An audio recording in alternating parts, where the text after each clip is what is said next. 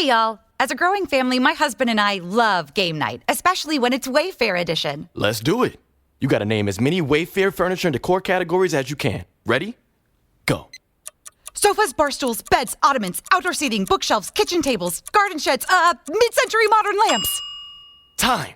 Nice. You got 9 out of a lot. Not too bad. Keep practicing by visiting wayfair.com, where you can shop every style for every home. Wayfair, every style, every home. Can you dig it? Well, the holidays have come and gone once again, but if you've forgotten to get that special someone in your life a gift, well, Mint Mobile is extending their holiday offer of half off unlimited wireless. So here's the idea. You get it now, you call it an early present for next year. What do you have to lose? Give it a try at mintmobile.com/switch. Limited time 50% off regular price for new customers. Upfront payment required. $45 for 3 months, $90 for 6 months, or $180 for 12-month plan. Taxes and fees extra. Speeds may slow after 50 gigabytes per month when network is busy. See terms. Sucker! Live from Houston, Texas, and around the world. Join the 6-time World Heavyweight Champion, 2-time WWE Hall of Famer, and WWE NXT announcer, Booker T. Booker T. Alongside his right-hand man, the BOAT, Brad Gilmore, as they discuss everything from inside the ring to the backstage and beyond. It's time to get your champagne wishes and caviar dreams. Welcome inside the Hall of Fame. Now, can you dig that?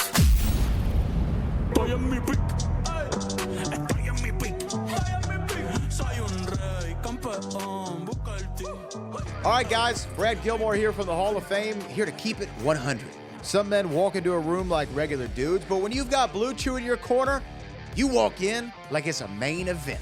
I'm talking pyro, lights, smoke machines, a Titantron package, and your theme music blasting. Because Blue Chew just isn't a tablet, it's a cheat code for your crotch. Stronger, harder, longer lasting. Like somebody handed your downstairs a gym membership, a hype man, and a Hall of Fame ring all in one.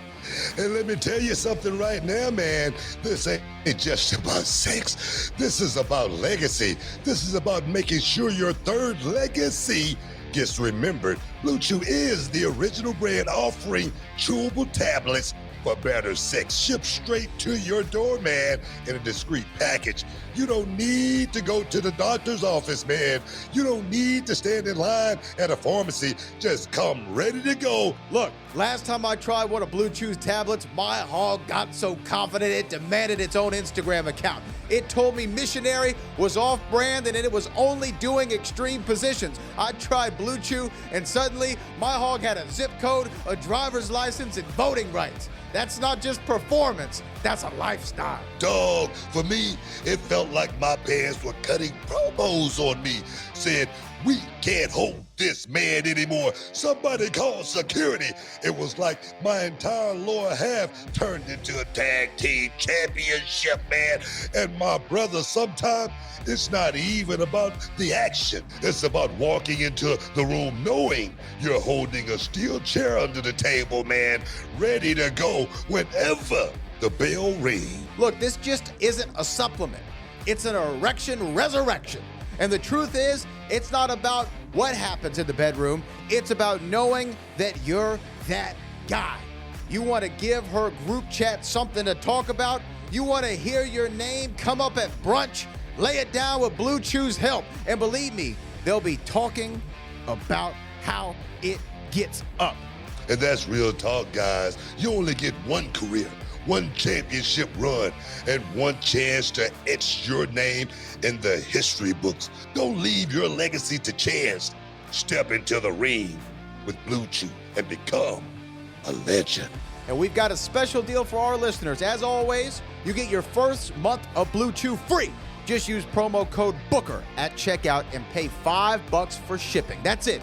Join Blue Chew's mission to upgrade humanity one thrust at a time. Use promo code BOOKER, BOOKER, and head to BlueChew.com for details and safety information. Want to thank Blue Chew for sponsoring the podcast. Now, can you dig that, sucker? Can you dig it? Houston, get ready to rumble with the Hall of Fame on ESPN Radio. That's right, Booker. We're bringing the heat Tuesday through Friday right here on the Houston airwaves on 97.5 and 92.5. We've got the exclusive scoop on wrestling, boxing, and everything in between. Join us for the smackdown of sports talk and don't miss a moment of the action. The Hall of Fame. Now, can you dig that? Sucker! Hey guys, it's Brent Gilmore from the Hall of Fame with Booker T. And you know, we talk a lot about trust on this show. Trust in your team, trust in the process, trust in your opponent. And you got to talk about trust in your money. And that's why I use Cash App. I do. I use Cash App. This is true. I use it every single day.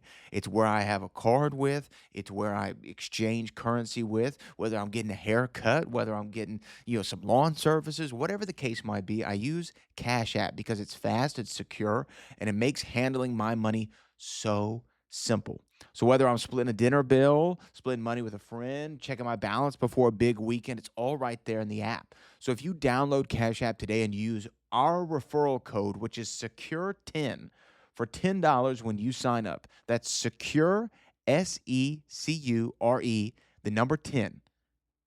Do that. Use that code because Cash App is a financial services platform, not a bank. Banking services are provided by Cash App's bank partners. Prepaid debit cards are issued by Sutton Bank, member FDIC. You visit cash.app/legal/podcast for full disclosures.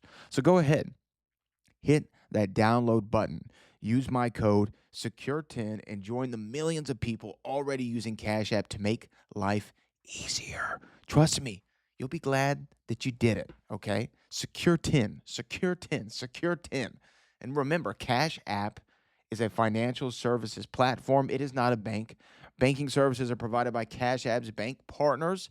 Prepaid debit cards are issued by Sutton Bank, member FDIC. Visit cash.app/legal/podcast for full disclosures and use Cash App today.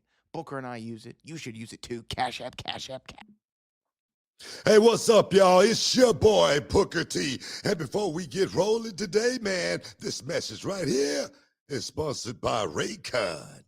That's right, Book. Raycon's everyday earbuds have officially become the go-to gift for this holiday season. They sound great. They look great. They last all day long and then some with 32 hours of battery life. Yeah, dog. And that's no cap, man. These things are built for real life. And I wear mine all the time. And they stay in place. They don't fall out. And they're comfortable as can be. Over 4 million people already got a pair, man. And if you've been curious, now is the time. Oh, yeah. You're right, BT, because here's the deal. Black Friday, Cyber Monday, Raycon is giving up to 30% off all products. It's perfect for gifting.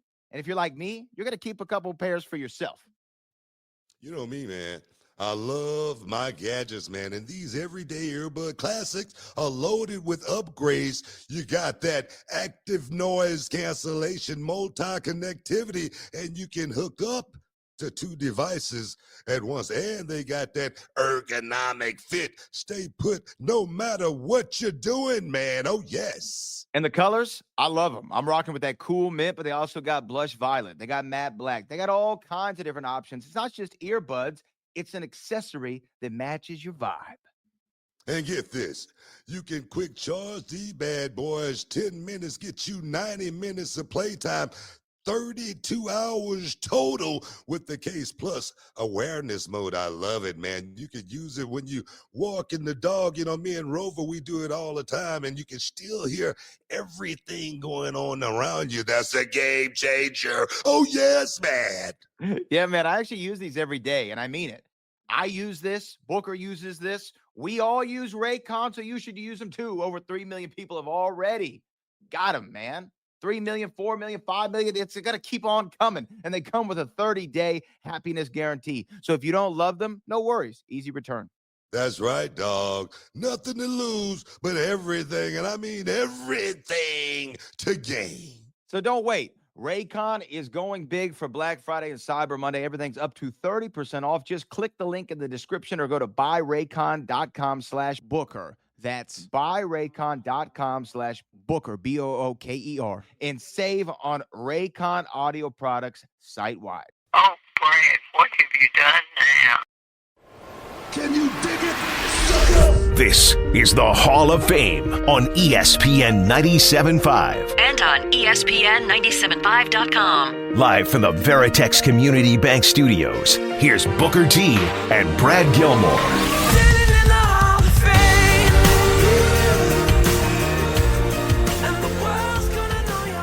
Welcome inside the Hall of Fame. I'm Booker T, six-time world champ, two-time Hall of Famer. Got my man Brad Gilmore here with me. They call him the boat.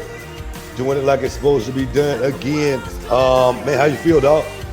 I'm feeling good, Book. I mean, I'm liking this. You know, we're still, doing our quarantine thing, but I liked it. I liked it. We're live, and I like tonight's show, man. We got a great show, I think, ahead of for everybody. We got a great guest that I'm real excited about. Yeah, man. Adam Edge Copeland is going to be stepping inside the Hall of Fame to talk about his new movie coming out, Money Plane. And actually, I watched the movie, and it's actually a good watch. Actually, it's fast, it's quick, fast paced, everything. A lot of action. You know what I mean? Sex, violence. You know what I'm saying? Right?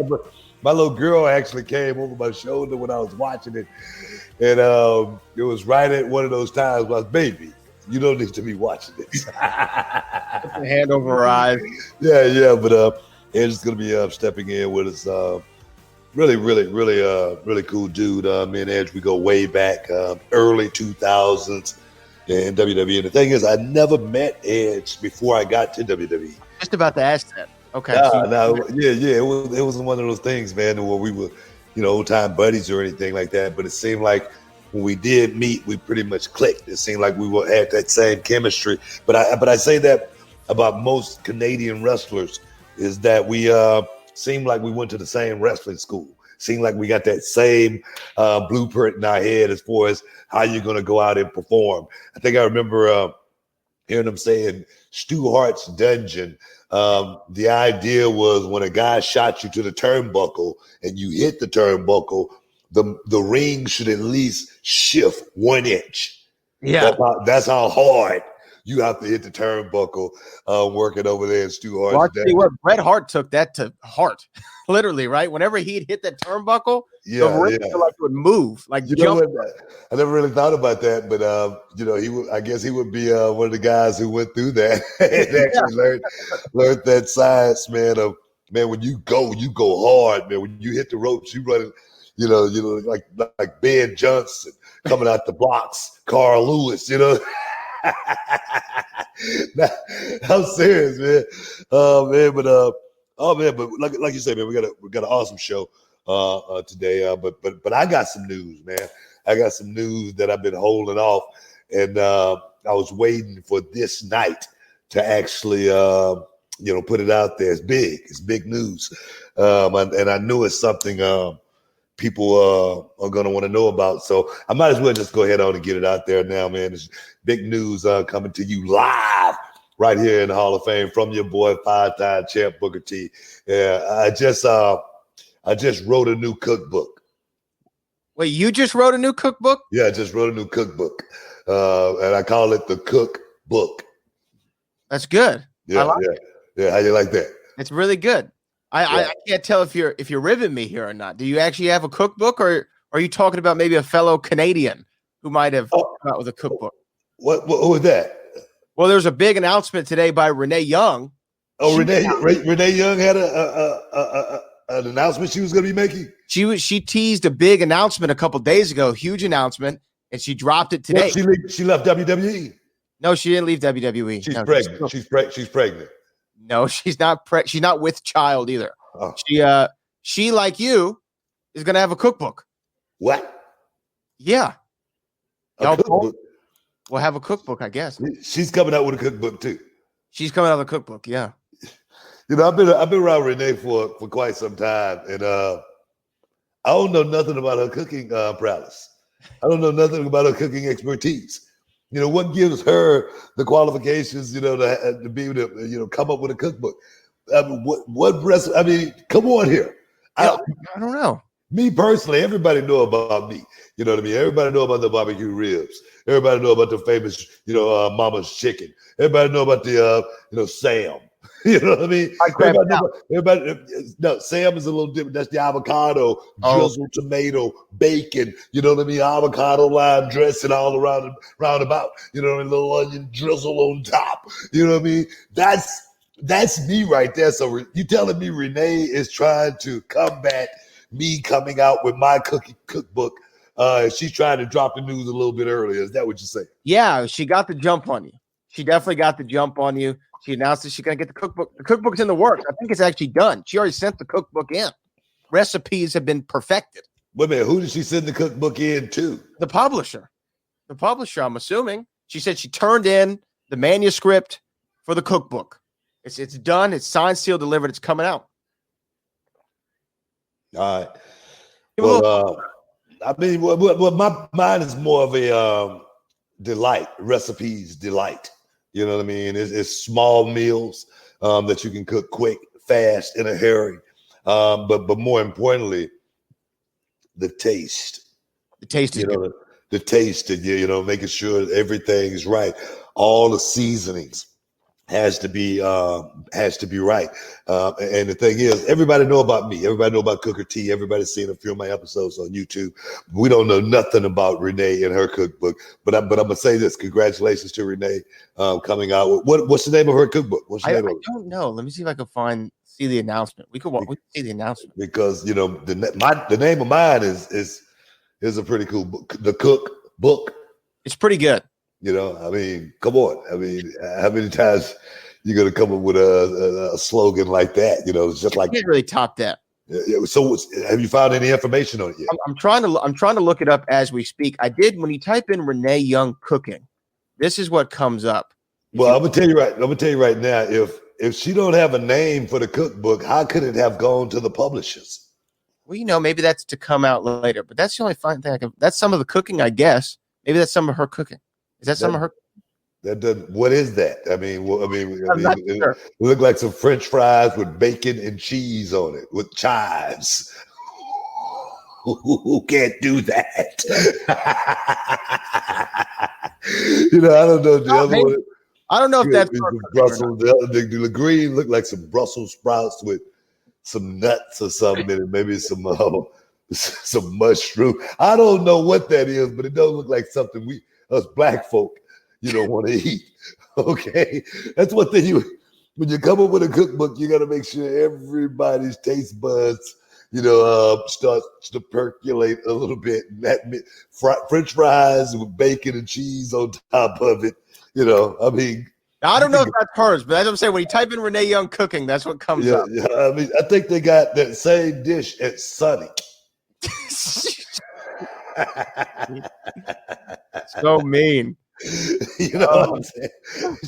I know Renee gonna hear this, man, and she's gonna be hot at me. Okay, so under the bus. Young revealed that her cookbook will feature more than 70 recipes covering dishes from breakfast, snacks, cocktails, mains, and sandwiches, kind of everything you want. The cookbook will also come with a playlist of tracks to listen to while cooking and consuming the food cooked from the recipes in the cookbook. That's a cool idea. I like that idea. She gives you a playlist. Hey, this is how you got to lay it down when you're laying it down in the kitchen. I like that. That's pretty cool. Who do you think, if you had to guess, who's the better cook, Renee Young or Freddie Prinze Jr.?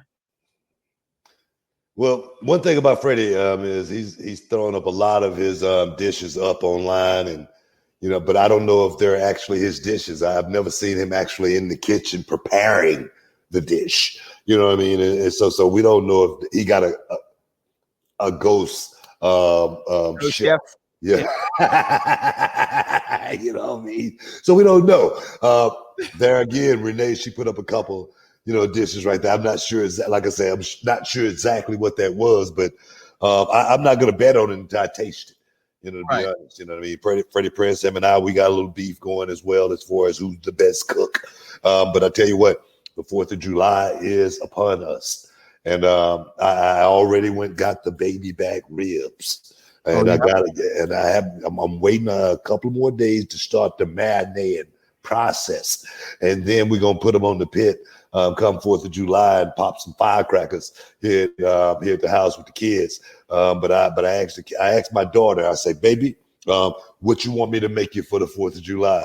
And Kennedy Rose, she said, Daddy, I want some of them famous baby back ribs. And I asked Kendrick, I said, Kendrick, what do you want Dad to make for you for the 4th of July? You know, what's on the menu? And he said, Dad, can you please make some of those famous baby back ribs? And I said, Dad is. You know what I mean? So when the kids give you the stamp of approval on the meal, you know exactly where you are. And right now, my kids, man, they love Daddy's cooking. They ain't that crazy about Mama's cooking or anything like that. But Daddy, just throw them all under the bus. I'm just saying, man. You know, I'm talking about. You're pretty serious about your cooking, though, because I mean, you go after Freddie, you go after Renee, you just went after Charmel last week. You're going after Michelle McCool. You're going after all of them for their cooking. Well, Michelle McCool, she ain't doing, like I said, no cooking. You know, it ain't nothing but buns in the fridge. You know what I'm saying? Get you one of them and go to bed. Hey, guys, we got a whole lot more Hall of Fame for you. Stick around. We'll be back in a minute. Welcome back inside the Hall of Fame, y'all. This is your boy Booker T along with Brad Gilmore. We live, ESPN 975. One time for the boy Craig. So that out there for my boy Patrick Craig, man, because he makes sure he gets his feel throughout his time on the air, man. I think that's just one of those feel good moments.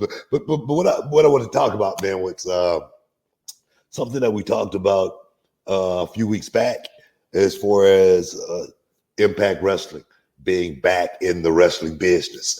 They got the inaugural Slammiversary coming up. Their biggest event, you know. And I think right now, like I say, with a lot of guys, you know, being out of work right now, it's huge for that company to try to make a move. Right now, I see Eric Young.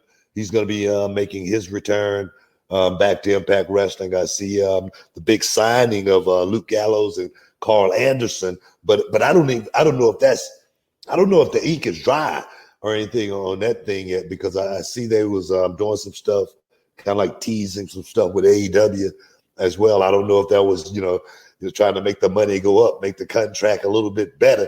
But what's been reported is these guys signed a deal with Impact, as well as stipulation in a contract is they can work with New Japan Wrestling as well. And I'm sure the indie scene is going to be something that's going to be available to these guys. What do you think about those three guys right there making their way over to Impact? And do you think that's going to make it any better?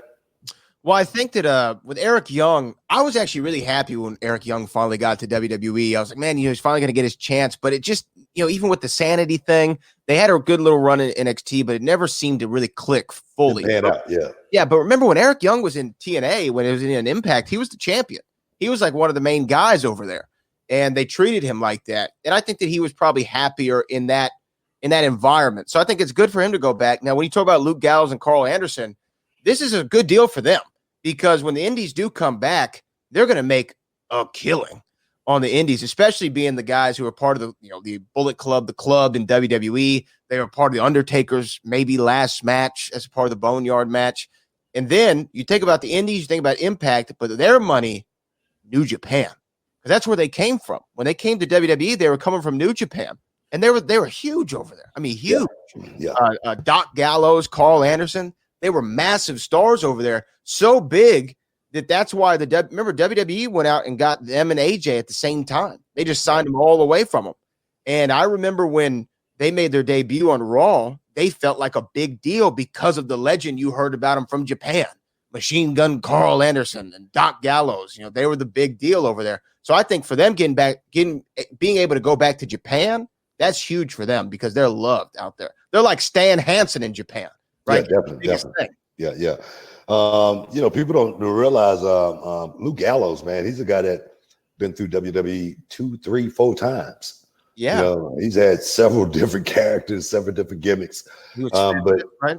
so yeah, Festus, yeah. But things didn't click for him, you know, the way they did until he tagged with Carl Anderson, and like you say, went over to Japan. And one thing about the Japanese fans, man, one thing about the audience over there, man, if you hardcore, if you hard hitting, if you bring it, they're gonna love you. And one thing about those two guys, I don't think they've really had a chance to do what they did in Japan in WWE. I don't ever think they ever got a chance to get in that position. But one thing about those guys, first and foremost, they can work. Carl Anderson, he really is, one of the one technical wrestlers out there. I mean, he's a guy that can go out and go. And he's one of those guys, that's you don't think about him being a champion or anything like that, but he can go with anybody in the business at any time, and he's capable of being champion anytime as well. You know what I mean? He's just one of those type of guys. And Luke Gallows playing that role, such as, my brother played that big guy role, coming there and, clean up everything after, everything is all just all over the place, So I like the dynamic of those guys going to Impact. I just hope going over to Impact that they use these guys and use them properly, because I don't know who's at the helm. I think Scott D'Amore. I think D'Lo Brown is over there doing some stuff as well. But I do know when I came into TNA back then, man, I was so gung-ho and I was so ready to, help this company get off the ground. But it seemed like the people that was in charge, either they didn't know exactly what route they want to take with me, or, they were thinking about, something totally different. I know we got the Main Event Mafia thing going. We thought that was going to spark the whole industry, not just TNA, but the wrestling world. We thought the Main Event Mafia was going to do that, but then that kind of got lost in the shuffle. Now, like I said, we got Gallows and Anderson coming over there. We got, Rusev's, his contract is up and his non-compete clause is about to expire as well. So, like I said, we could see a whole lot of different dynamics in Impact if they can get, say 6 new guys on the roster that they could really plan around as far as making that company, making a push for Impact Wrestling right now. I think you make a great point about, treating especially someone like Luke Gallows and Carl Anderson the right way. Because I think that when they first came into WWE, they felt like, I don't want to say road warriors, that's not the right comparison, but they felt like a legit threat. Like two guys who weren't there to play around. They were there just to get the job done. And you knew they were going to get the job done. And then they're very entertaining people, though. Like just as individuals, when you hear them in interviews, when you see them on a podcast or interview, they're really funny guys. So that kind of started to come out on TV a little bit more. And the seriousness kind of came off of them. And then they just kind of looked like a little more jokey. So when you saw them, you're thinking, oh, they're about to make me laugh. They're not about to scare me. They're not about to beat somebody up. Yeah. I think that a reinvigoration of that is what they need. And if Impact builds them and books them as these are the two killers of the tag team division, you better watch out. That's going to be great for them. And Rusev, agree with me or not, Book, but I think that Rusev is another one of those just untapped potential guys. He's another guy who's super entertaining, but when he first was making that U.S. title run and beating everybody in the Accolade, Rusev crushed, and Lana was still Russian and all that. Yeah. Like they were great. That was a great act. And leading up to the John Cena match at WrestleMania. So he's another guy. I could see Rusev, if properly positioned, as your main guy. Rusev is a guy that can come in and be the Impact World Champion and literally take that company to a total different atmosphere as far as a stratosphere, actually, where people will look at that company and say, wow, this guy here, he's believable in every sense of the word. And no doubt, one thing about Rusev, he's been trained properly. He knows the psychology of wrestling. He can go out there and work with anybody. And that would be the the thing as far as whether Impact can find the right guys to match up with someone like Rusev to really create something like so compelling. That's why I say you're gonna have to get at least about 6 guys that can really go out there and perform. I know EC3 was a huge star in Impact Wrestling at one point in time. I think I heard rumors of him actually coming back as well. And I saw a thing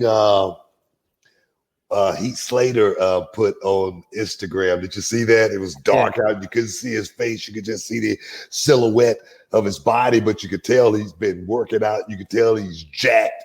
And you could tell we're going to see a totally different Heath Slater if he comes back when he makes his return. So I'm just looking, like I say, forward to seeing if that company can, pick up a couple of pieces to actually make that thing work, because man, competition is good. The more the merrier, as far as I'm concerned.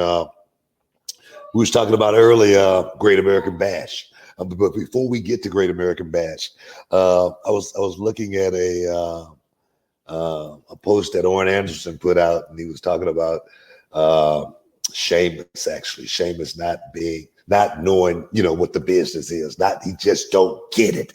He's out, and that's what I want to talk about. I want to talk about, do you think, guys that leave WWE and then go to the other side and then want to, jump on that kind of talk? Do you think it's just for talk purposes, or do you think, they really, believe and feel that way? Well, if it was anybody but Arn, I would say it was just talk purpose, right? Arn seems like a guy who just means what he says. And in my opinion, I don't know him personally. I know you do, but that's just how he comes off. He comes off as a guy who means what he says. I think a lot of people who make the jump, they just want to talk because it's like talking about your ex-wife or something. You know what I mean? You just want to throw a couple digs out. Oh, I didn't really love her anyway. Or what, you know what I mean? But with Arn, I believe it. But I don't know I didn't hear what he said about Sheamus. That's kind of I mean, I was just reading it. Legit guy. Like I said, I was just reading it, and he was saying, Sheamus is a guy that, want to get all of his stuff in. And it's something that we talk about all the time as far as the business goes, as far as I got a playbook. And my playbook is not for me. It's for the guy that I'm working with. You know what I mean? He may not have any plays that he can call at any moment's notice, but trust me, I got them for you, and I'm going to make you look good at the same time. Maybe that's what he's talking about. And I just think a lot of guys today struggle with the concept of psychology and the small things in professional wrestling. Hey, guys, stick around. We got a whole lot more for you. Back in a minute. Welcome back inside the Hall of Fame, y'all. We still got a whole lot more to go, man. What's on your mind, man? What's on your mind? You got something you want to say? I'm looking through the chat. We did have a super chat come up from one of our loyals. Aaron C says, he wanted to ask you this question, Book. Is it just me, or has Drew's title run been bland? What do you think about that? Do you think that his title run has been bland? Me personally, I don't think it's been bland. I think that he's been a little bit handicapped with the lack of an audience, but what do you think? I think Drew has done as much as he possibly could with what he got to work with. Yeah. Right now, with the pandemic, with no crowd, we used to being able to walk out in front of 10, 15, 20,000 people and really captivate the crowd and make them feel a certain way. And not being able to do that, it's really, really hard to do it through that lens, through that camera lens only. Of course, we've been having fans in the arena late, actually workers playing as fans, and that's made it feel a little bit more wrestling. But I just think the ball got dropped in Drew McIntyre's hands just at the wrong time to actually be able to go out there and have fun. Just say, for instance, no overseas tours. No house shows, not being able to go out there and, get up close and personal with the fan. That right there has taken a lot away from Drew McIntyre's title run. Now, on the flip side, it might be one of those deals to where, we got to keep the title on Drew until things get better. And Drew can end up having a 2-year run as the heavyweight champion, So I'm looking at the bright side for Drew at the same time. So that's the only uptick as far as being in the era that we're in right now, because you don't want to try to flip the titles around in a pandemic era right now. So I think it's just bad timing more than anything for Drew McIntyre. Yeah, I think that you're right. He's doing everything that he possibly can with it, and not being able to feed off the crowd. That's just so handicapped. You know what I mean? Just as for a performer of any kind, not just a wrestler, for any kind of performer. You know what I mean? If Elvis went out there, or Michael went out there, or Prince or whomever went out there, there's no crowd. You think they'd give the same show? You think they'd have the same vibe? If Dave Chappelle went out there with no audience, you think he's going to get any laughs? No, there's going to be no one there. So it's hard to hone your craft and be the top guy and rise to that occasion when there's no one to, perform for and except for the people, and there's a little bit of a crowd, I guess, but Yeah. But I think he's done. I really think he's done a good job, though. I mean, with the promos, you could tell he's relaxed. You can tell he's deep into it as well. Yeah. So as far as Drew go, man, he's always been one of my guys. Always wished for nothing but the best for Drew McIntyre. I always said, man, this guy's touted to be, world champion one day, and boom, he cashes in on it by, nothing but hard work alone. So nothing but big up for Drew McIntyre. And the other thing that I saw a couple people in the chat mention, or one person in the chat mentioned, you talked about it yesterday on your Twitter. Texas wrestling legend Killer Tim Brooks passed away. Yeah. I know you had some interaction with him early in your career. Did you just want to share what you remember about Tim Brooks? Man, Killer Tim Brooks, man, Texas legend. That literally one of Dallas, Texas' finest. As far as where he worked out of, I know he was billed from Waxahachie, Texas, where the infamous Super Collider was getting billed back in the day, but I tell you, man, this guy is a true legend to the game. I respect him so much. I learned so much from Killer Tim Brooks. He was one of those guys that just went out and did it old school style. And for me, being a green kid, to find myself inside that, 18 by 18 with Killer Tim Brooks was a lesson to be learned, man. I remember the match. It was at the Unicorn Ballroom back in 1990. And literally one of my first big matches. This was my first big match that I was going to have. The second one was with Dusty Wolf. This was the first one. And I remember, Killer Tim Brooks, me being a green kid, saying, "Hey, Killer, what do you want to do in this match tonight?" Because I'm thinking about all my spots, man. I was G.I. Bro, and my finisher was the AK-47 elbow drop off the top. You know what I mean? So I can't wait to get that AK in. But, Killer was like, "Okay, kid, I tell you what, we'll do this, and we'll do this, and, man, we'll do this right here, and, man, it's going to be a great match." And I'm like, "All right, it's going to be great." So I go out to the ring. Killer Tim Brooks, he's already there waving my flag. You know what I mean? Like it's the 4th of July. I step in the ring, G.I. Bro versus Killer Tim Brooks. And immediately before the bell rang, Killer Brooks just jump on me and start beating the crap out of me. I mean, literally beating the crap out of me. And I'm wondering what's going on, because we didn't talk about any of this in the back.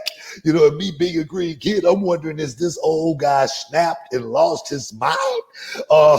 As he just literally, went senile on me. It's just, I'm like, okay, just go with it. So he throws me out of the ring onto the concrete floor.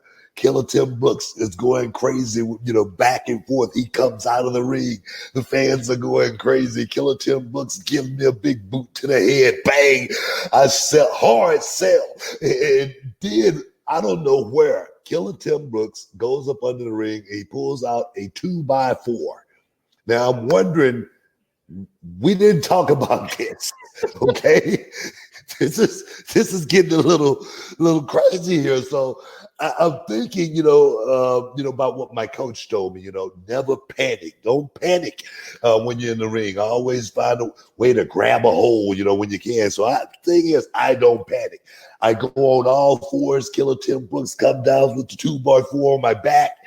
He worked it properly. It didn't kill me. And I'm like, oh, okay, let me keep going here. Killer Tim Brooks throws me back in the ring, and then all of a sudden he gives me the sign, all right, kid, start making your comeback. And next thing you know, I'm on top now.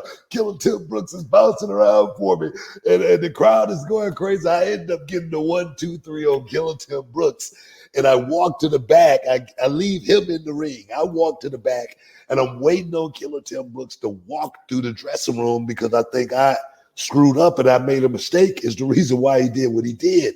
And the only thing Killer Tim Brooks said to me when he walked back in the dressing room was, you're going to be okay. And I was like, wow. It was a lesson that no one could have taught me. No school could have trained me. It was called on-the-job training that night with Killer Tim Brooks. And I realized what the art of professional wrestling was all about when I wrestled Killer Tim Brooks. God rest his soul, man. He was a great guy. He trained Keith Lee, and we see how good Keith Lee is doing, North American heavyweight champion. This dude, he was a good dude, the dirty white boy, Killer Tim Brooks. Man, that's an awesome story. That's awesome. So did he? I know you don't know, I guess specifically, but did he tell you, hey, we're going to do all these things in the back? Did he tell you that so that you would be prepared for that, and then he'd catch you off guard to teach you? I think it was a learning lesson. It really was him teaching me what the art of the performance is really all about. Everything that we talked about, we did none of it, not one bit of it. And but the one thing I remember more than anything was how loud the crowd was. The crowd was so loud, man. It was going crazy, and even I think I quit the company after that show because I hit my peak. No. What happened was, man, I was so excited. I was so overjoyed, and I remember Tiger Conway, I think, was the booker that night, and. We had about 300 people in the building, man. It was sold out. And I think I might have sold a couple of $100 worth of tickets myself. So I was thinking, man, this is going to be the biggest payoff that I ever got. And I think I got 10 $1 bills.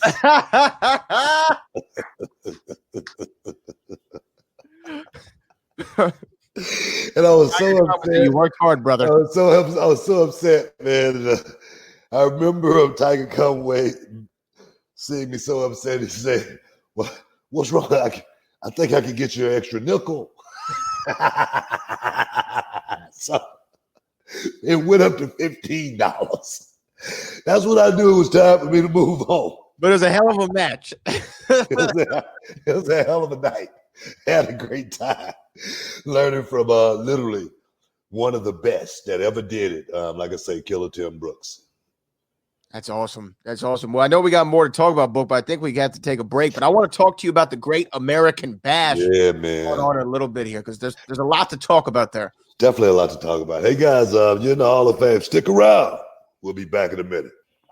Welcome back inside the Hall of Fame, y'all. Then what you want to talk about, man? What you want? It's the Great American Bash is tonight. It's NXT's version of the Great American Bash. I think the pay-per-view hasn't been around since 2008. But a couple years before that, 2006, I believe, the Great American Bash 2006, where you had one of your most legendary matches in your WWE career with Rey Mysterio for the World Heavyweight Championship. And that was where King Booker was officially anointed. Yeah, you were officially anointed the World Heavyweight Champion in the WWE. I just kind of wanted to talk a little bit about that night. Leading up to that, as King Booker, obviously you were the top heel on SmackDown.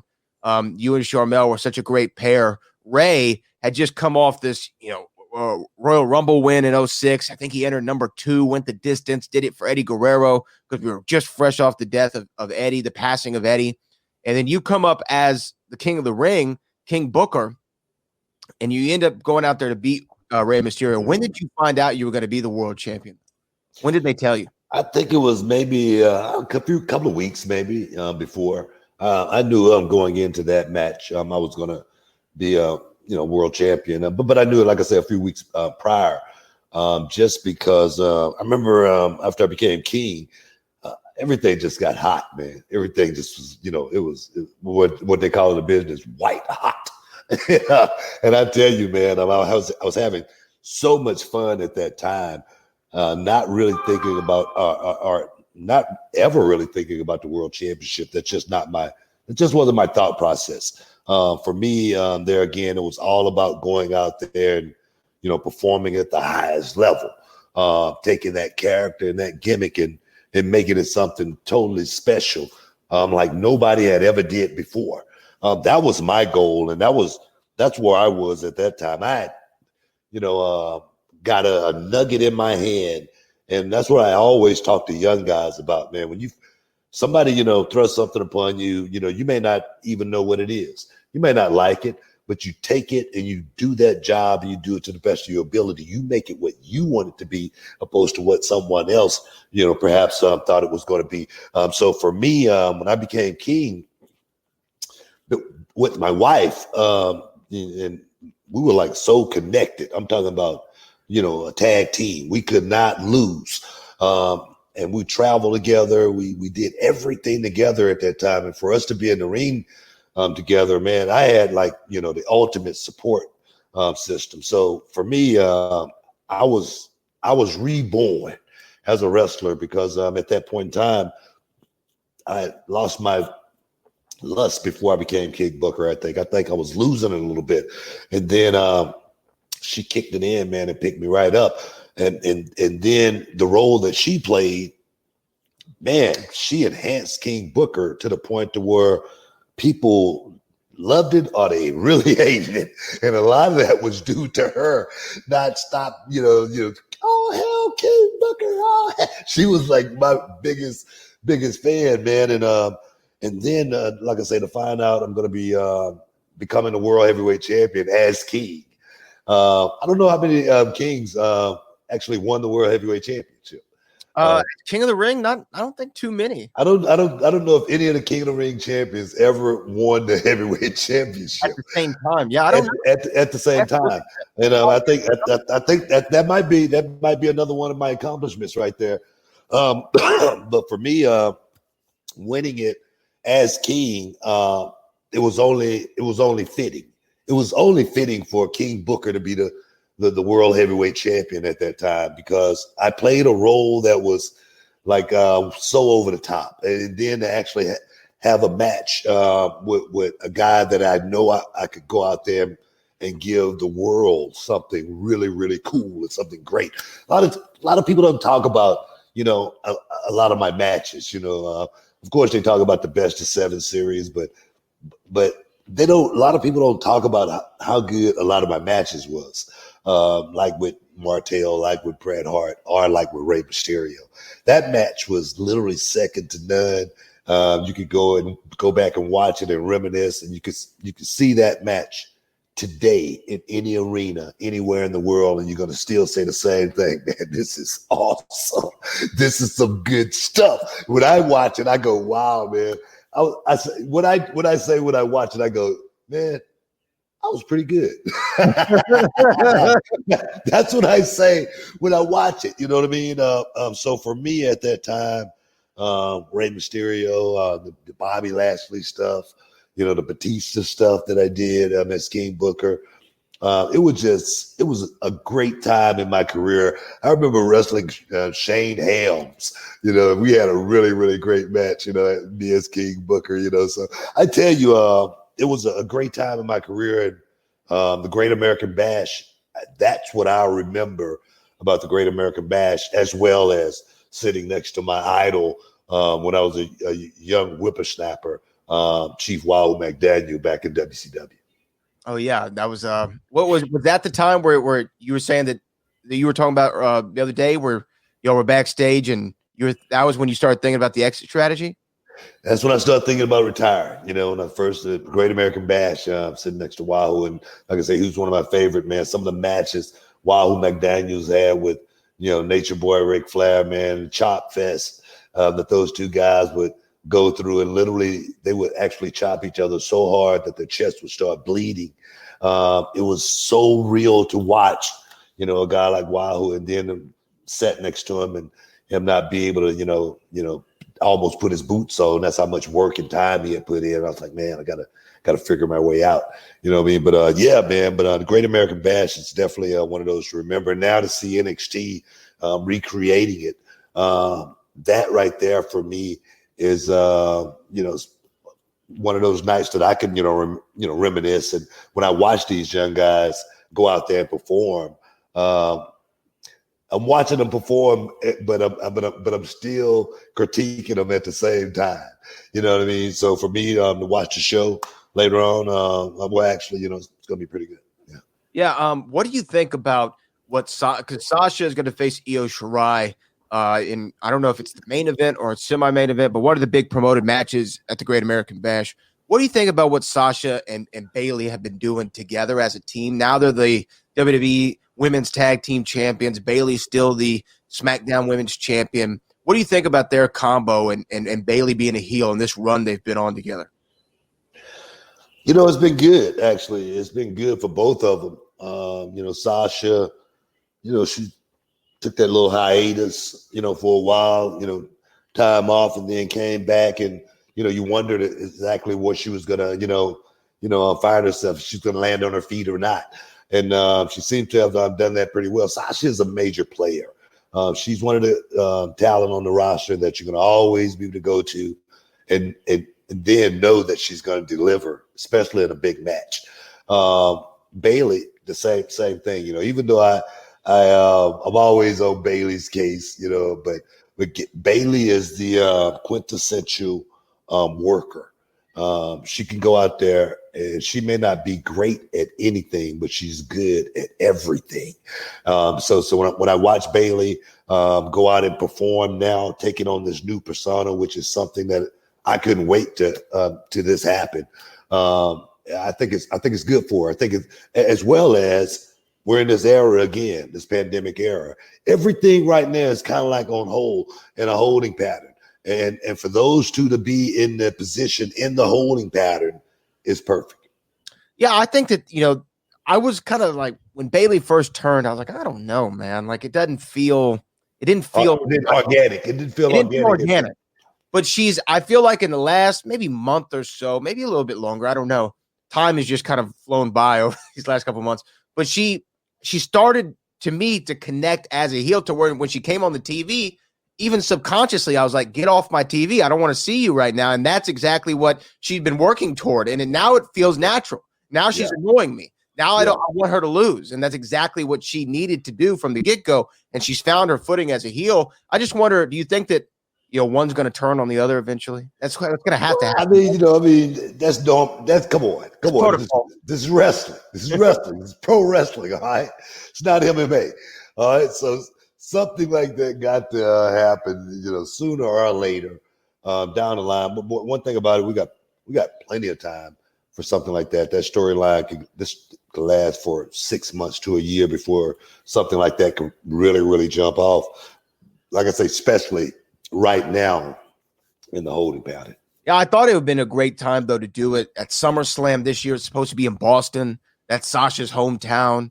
Can you imagine Sasha Bayley in Boston for the women's championship? 40,000 people going crazy, but obviously it's not going to be in Boston anymore. But that's why I think that it's far down the road. Like you said, we're not going to see Sasha. But I think that the fans, you could tell even online, people are clamoring for Sasha to break back out into full babyface Sasha mode. Yeah. People ready to see Sasha go out and work. You know, but it right now there again isn't the time. That's I'm all about timing, man. And right now we got to milk this thing as much as we possibly can. We got to try to get as much out of every storyline on television right now, just to literally prolong what we're going through right now. One thing about this business, man, when you're in the ring, it's always about time. It's always about, man, the clock is ticking. You know what I mean? You better make that time too, or your ass might get fired. Hey guys, stick around. We got a whole lot more for you. We'll be back in a minute. Welcome back inside the Hall of Fame, y'all. We still doing it. We still got a little bit more for you. And like I say, big interview, man, going to be coming up from Adam Edge Copeland promoting this new movie, The Money Plane. Yeah. I like saying that, man. The Money Plane. That's actually a really cool name. It's a good name. Well, because what did we say yesterday? Money Train. The Money Train. It was a movie called The Money Train. Yeah, with Wesley Snipes and Woody Harrelson and a young. Yeah, exactly. Yeah. Robert Blake, I think, was in that movie. Before the unfortunate things that happened to Robert Blake. Whatever. But with the Money Plane too. Here's the thing: the cast is great. Like, it's Edge, Kelsey Grammer, Denise Richards. I mean, Denise Richards, man, back in the day, that was Denise Richards. Yeah, definitely. Yeah. A hot commodity. Hey, so man, I'm sure she was the ticket. She was the ticket. She was the ticket. Yeah, I can't remember what actor it was. I don't know. Maybe it was Freddie Prinze. I don't remember who said it, but someone said, I got the script, and I said, who's attached to this? And they said, Pam Grier. And he said, I don't even need to read it. I'm in. I'll do whatever you say. No, man, that's real talk right there, man. Pam Grier, man, she was the bomb, man. I remember the first movie I saw her in was Coffee. It was a great movie, man. And she actually, the top came off at some point in the movie, and I was a young kid too. And, oh my God, I almost lost my damn mind. I don't know what I was doing at that movie at that age anyway, because that movie was definitely not in my age range when I watched it, Well, it's because you got to sneak in the trunk when you're going to the drive-thru, right? That's why you were there. It was a double feature. Coffee. I'm sure it was.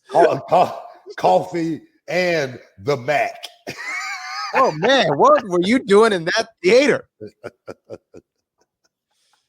I thought you were calling Pam Grier double feature. No, it was a double feature. I mean, I was like, what the hell, man? Both of those movies, man, I've probably been 14, 15, maybe 13. But 14, 15, when I saw Pam Grier, I grew up real quick. real quick. That's what girls are. I'm like, shoot. But no, man. I'm going. Here we got by the way, another super chat came in from AJRX saying Queen Charmel, last great heel female manager. What AJ? Hey, man. You know what? Charmel don't get enough props, enough credit when they do speak about the women in WWE. Maybe because, she didn't get into the, coming to the company the way a lot of the women did. Charmel came in because I told them, look, man, I've had enough. I just got married. I'm quitting. And they say, well, why don't we hire Charmel? So I'm like, that will fix the problem. You know what I mean? And they hired Charmel just to come on the road and be a part of, be with me to be, keep me sane. And she just turned out to be one of the best because she was trained by one of the best. Charmel was a good worker. She just literally had to be trained a certain way. And I remember Charmel coming down to the school all the time, and then she started training the girls that was coming down there because she was listening to all of my concepts. And she's like, man, God, I wish you would have trained me when I was trying to learn this. And it's just nothing against the other trainers out there or anything, but I really feel sometimes you have to bend, through certain things in order to train certain people, certain things. And for me, being King Booker and her being Queen Charmel, it was a no-brainer. We didn't have to think or anything like that because we really loved each other. We really cared about each other.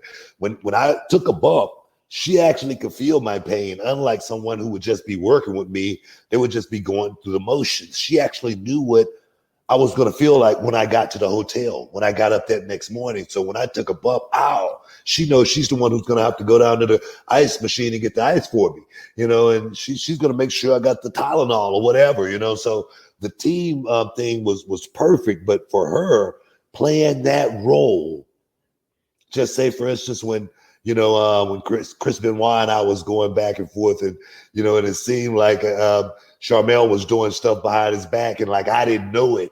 I wasn't supposed to know, she was doing it. And then in the end, I knew she was doing it, but she played that role so very well. When Charmel used to have to come up on the apron and boom, get a Gaudio shot, it was there, you know what I mean? When Charmel celebrated the night I won the world championship for Rey Mysterio, she celebrated like, man, we just hit the lottery. So she is perhaps the last great heel female manager in WWE. I mean, of course, give Vicky Guerrero her props, but Charmel was there for a short time, but she did a whole lot in that short period. Yeah, no, absolutely. I mean, we've talked about it before, but it wouldn't have been King Booker. It wouldn't even been the same thing without Charmel. No way. But and the thing is, you talked about her training. It was probably rough for her because she was in the same class with Cena and Brock and Shelton and Batista and Randy. Yeah. And I'm sure that all the resources, it's like, hey, let's focus on these guys. Yeah. Yeah. And so, I mean, she was just in a crowded class. Yeah. Right. Yeah. She was just coming from WCW as well. She wasn't touted to be a wrestler from the beginning, but they were just trying to find a place for them. Some of the girls interviewing for a while, right? Yeah. And then she ended up tearing her ACL down there.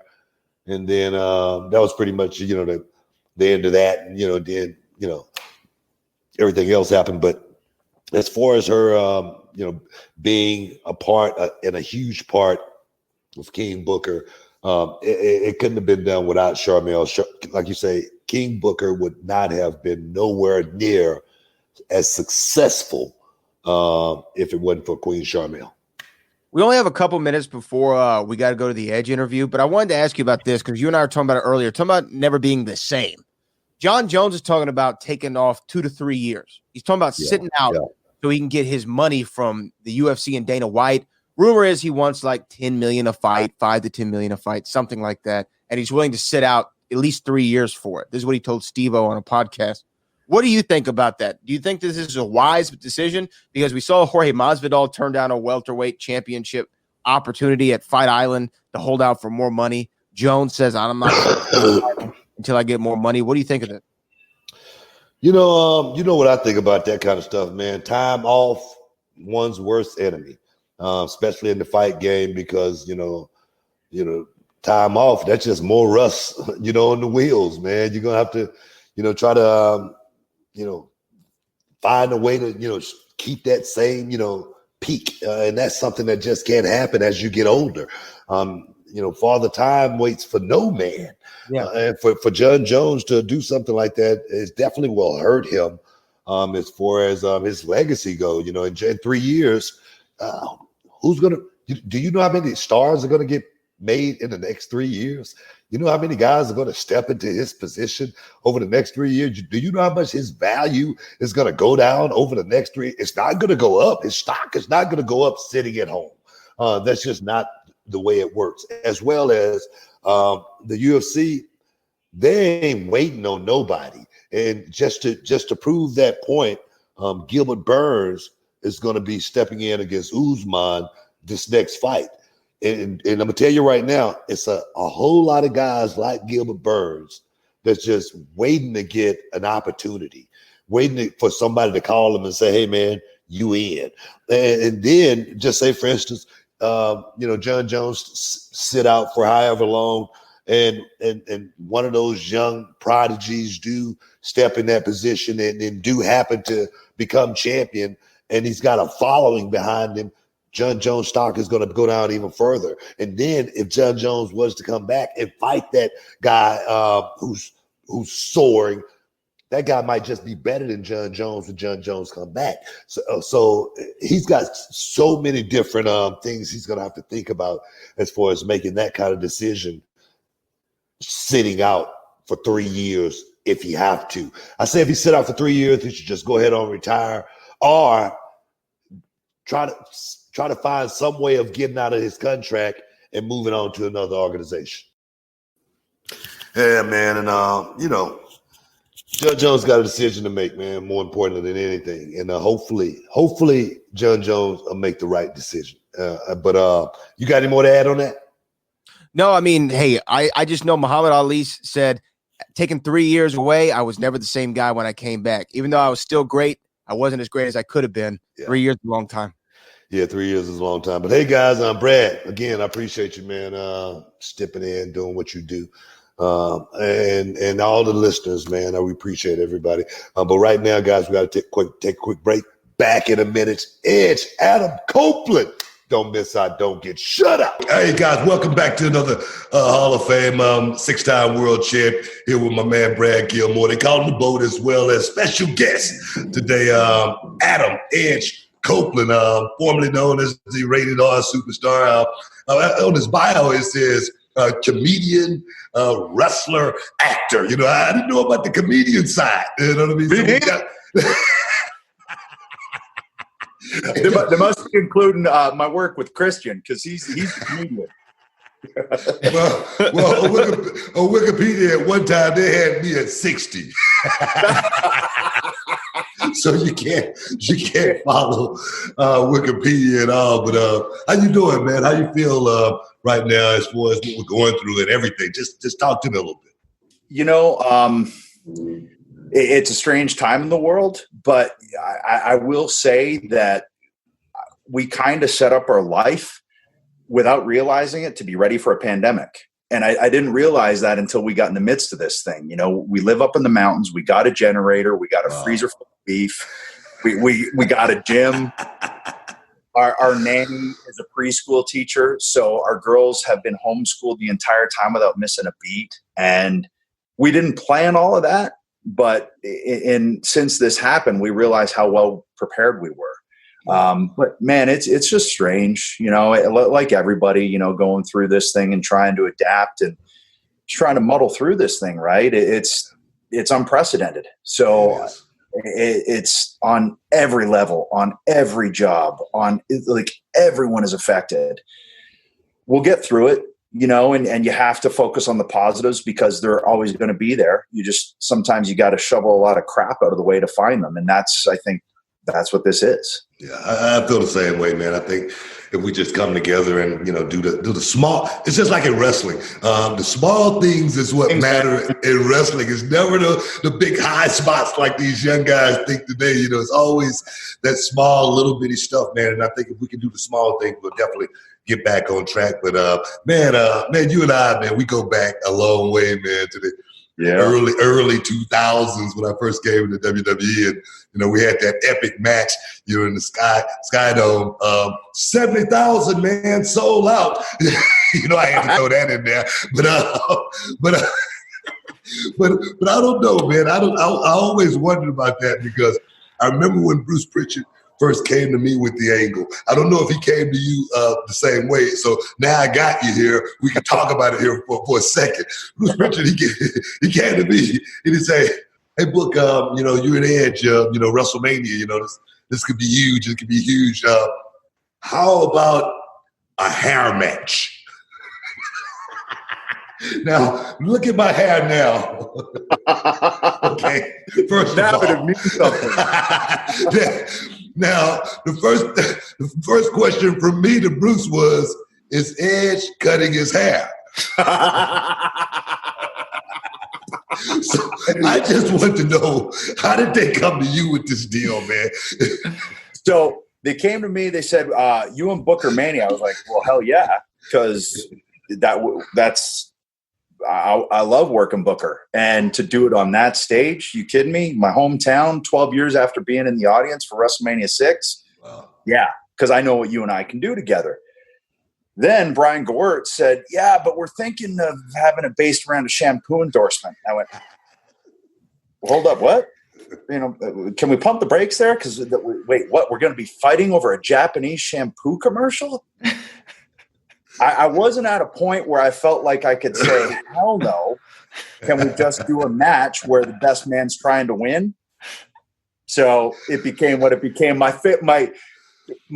kind of my favorite part was the fact that some guy is walking across going, they're fighting over shampoo with a big sign. As we're busting our ass, as we're lighting each other up. Lighting each other up to the point where one time Booker hit me and my toes felt electric. That's how hard we were releasing each other. It's like, wham, whoo, oh, my toes are on fire. Like, so I think we're trying to up the fact that we're fighting over shampoo.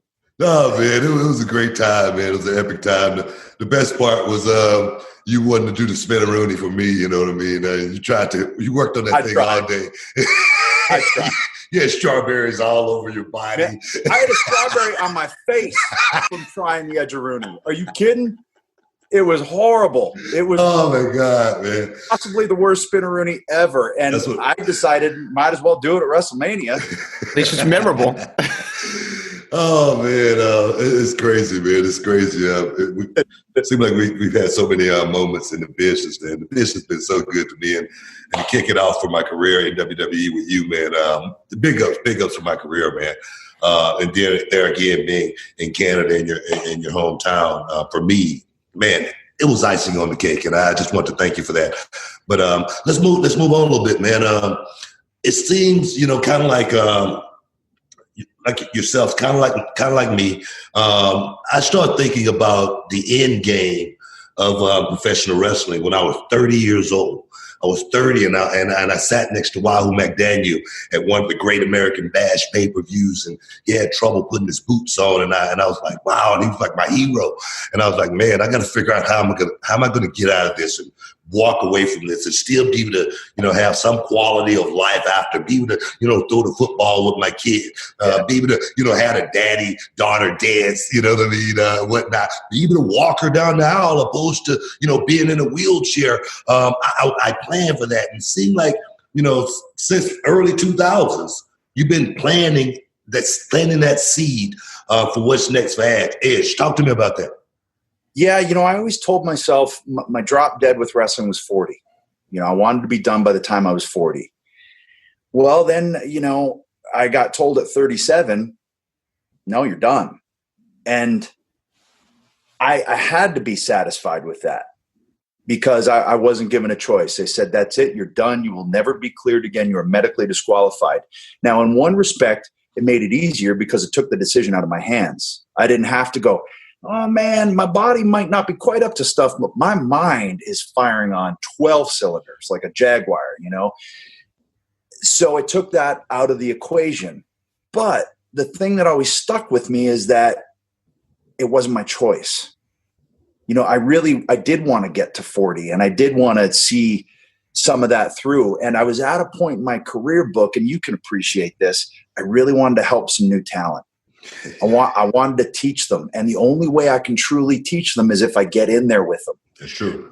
So near the end, I was able to. I got in with Dolph, and I got in with, Drew, and I got in with Del Rio. And I was starting to be able to show these guys, because the only way, you can tell everybody till you're blue in the face in the back. But until you're in there and talking them through stuff and saying, wait, listen to what they're doing. Hold on, pump the brakes here. Okay, let's take it here. Let's take it here. Let's clip that out. You can't do that in the back, man. The only way to do it is in there. So as I was feeling good, I got my second neck surgery after I retired, and I started acting. And, I never had a stunt double. And I'm doing all these fight scenes and some pretty physical stuff, and I'm feeling pretty good. And I'm like, okay, my neck's not bothering me at all. Then Sheamus came up, and he has his workout show, and he wants to do something different that he doesn't normally do, right? So I took him mountain biking. That big old white bastard, he doesn't get on mountain bikes. So I got him up there, and he's slugging away, and I took a pretty gnarly wipeout. And it was basically, I took an arm drag at about 20 miles an hour. And I rolled right up to my feet. I thought, I'm fine. How is this the case? So then I started seeing doctors.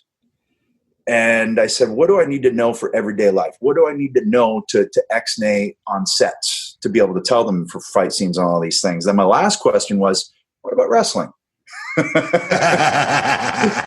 And then, so I saw one doctor who said, I don't know the industry. I don't know the ins and outs and all of those things. So then I started making my own appointments. I went down to Birmingham on my own to meet with Andrews and Dugas and all of those guys who know our industry, who are part of the WWE team. And they were like, do you want us to report this? And I was like, nope, this is just Adam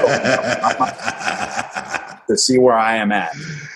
And so I drove down in my pickup truck and I went down there. I met with them and they said, no, we clear you. Book for 9 years. Wow. I thought it was off the books, off the table. And the work I put in, the second surgery, and on a limited basis, I can do this. Well, man, now it's a gift being thrown in my lap. And now I can see that last 3 years through. And now there's a whole influx of new talent that is exciting for me, man. To look at and go, ooh, I can get in with Reigns and I can dial him in. Oh, man, yeah. You know, and he's one of the best. He's one of the best in the business right now, too. He is. But, man, if I can get in there with him in promos, if I can, and that to me, I'm salivating. yeah. But all that being said, I knew I needed to start with a guy like Randy because I needed to see where I was at. And Randy, man, I mean, you know, that's the guy I got to start with. Not only will I know he'll step up because I think he was just bored for the last few years. So I know if he gets this cherry of a story thrown in his lap, he's going to bite in. And I know I'm going to get tested, but also be safe. And definitely. That was huge. That was huge just to see where I'm at. And then, you know, I tore my triceps. One thing about Randy is, like you say, he's always been a student of the game. It's ironic, you know, I come into WWE and, you know, my first pay-per-view is with you. And then you come back after all these years, you're having this angle with Randy Orton. And I remember having Randy Orton, one of his first matches in WWE. And just like you just said, Randy came up to me probably about 3:00 and said, "Hey, Book, what are we going to do?" You know, and I go, man, I don't know, man. Come catch me around 4:30. And he came around 4:30 and I said, "Hey, man, let me get a Red Bull and then I'll talk to you a little bit." Red Bull. Yeah, then he came to me about 6:00, show getting ready to start here in another hour and said, "Book, what are we going to do?" I said, "Man, my head is just not clicking. Let me get one more Red Bull in me and I'll get with you in a few minutes." And I lost myself and we found each other at Gorilla getting ready to go out and he go, "Book, what are we going to do, man?" And I go, "We'll just call it in the ring." Yeah. And we went out and we worked. We came back through the curtain and we met down at the bottom of the steps and Randy came to me and he goes, "Book, is it that easy?" And I told him it should be that easy every night. And so he definitely, for me, getting my hands on him. And then, you know, you even wanted to further that and seeing that. And then seeing a guy like Roman that you want to be able to enhance. For me, that's what I saw. I saw something, a great tool, and I said, "Man, let's see if I can get this tool to work for me." You know, and he went out there and did such an awesome job his first night out there with me. But let's talk about that for a second, man. The tricep tear, coming back, you know, this late in the game, getting the tricep tear. Me personally, I got a little story about me in Canada there again. You know, me being up in age, I guess I was about 46, 47. And it was after I had pretty much retired. But I came back doing a little angle. And the only thing I did, it was in a promo, was point. And I tore my tricep off the bone. Okay. The stuff we do to ourselves. And pointing. That's how I tore it off the bone. But I contribute that to being, you know, later on up in age. As far as yours, how did it happen and what did it feel like? And is it something that you knew immediately, this is something that's not right? You know, it was one of the, so we're going through the match and contrary to reports, we did it once straight through, like 48 minutes or whatever it was. And in coming back, I wanted to kind of recalibrate my style a little bit and really make it more of a Bret Hart kind of feel to my matches. A lot less high spots, more grappling, more wrestling, more fighting for things, selling, the little things like we talked about, right? So we're doing this match and we're having a blast. And, you know, we got a cue at one point. I think it was like 35 minutes. And I was like, whoa, all right. I'm okay. I'm feeling great. This is awesome. Yeah. I did a springboard into the second RKO and I went, ooh, okay. I got the cold sweats and I feel like I'm going to throw up. That's usually a sign. Yeah, definitely.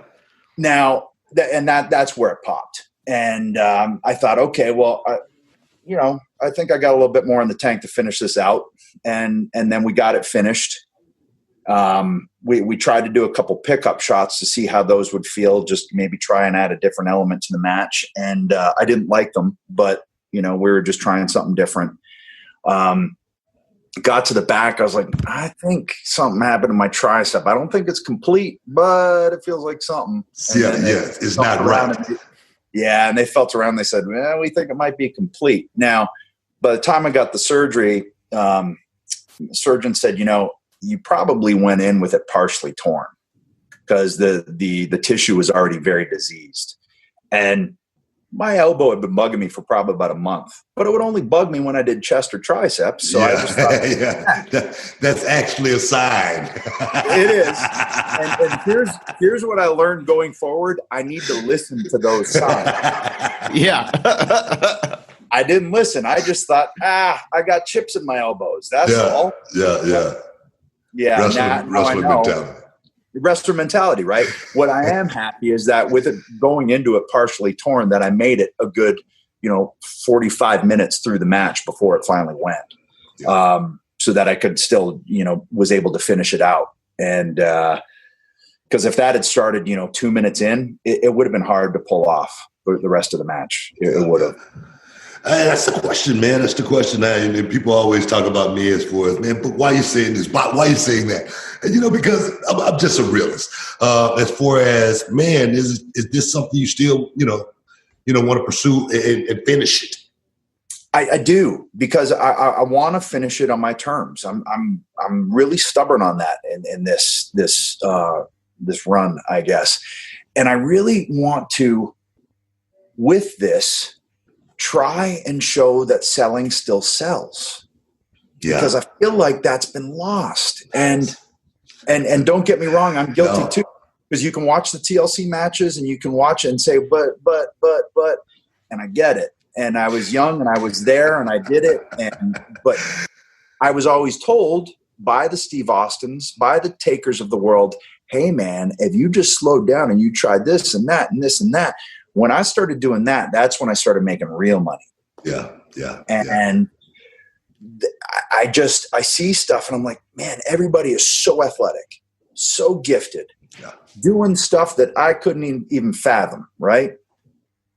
I just want to try and show that if you did a quarter of that with all of those little things in between, now you're painting masterpieces that will be able to be around for a while because you'll have longevity this way. And a guy like Randy, the way he works, man, he figured it out early. Definitely. And that's why he's still been there. Sure, there's been some shoulder surgeries and things like that, but he is still plugging away at 40 years old. And I still think of him as the kid, but he's 40 now.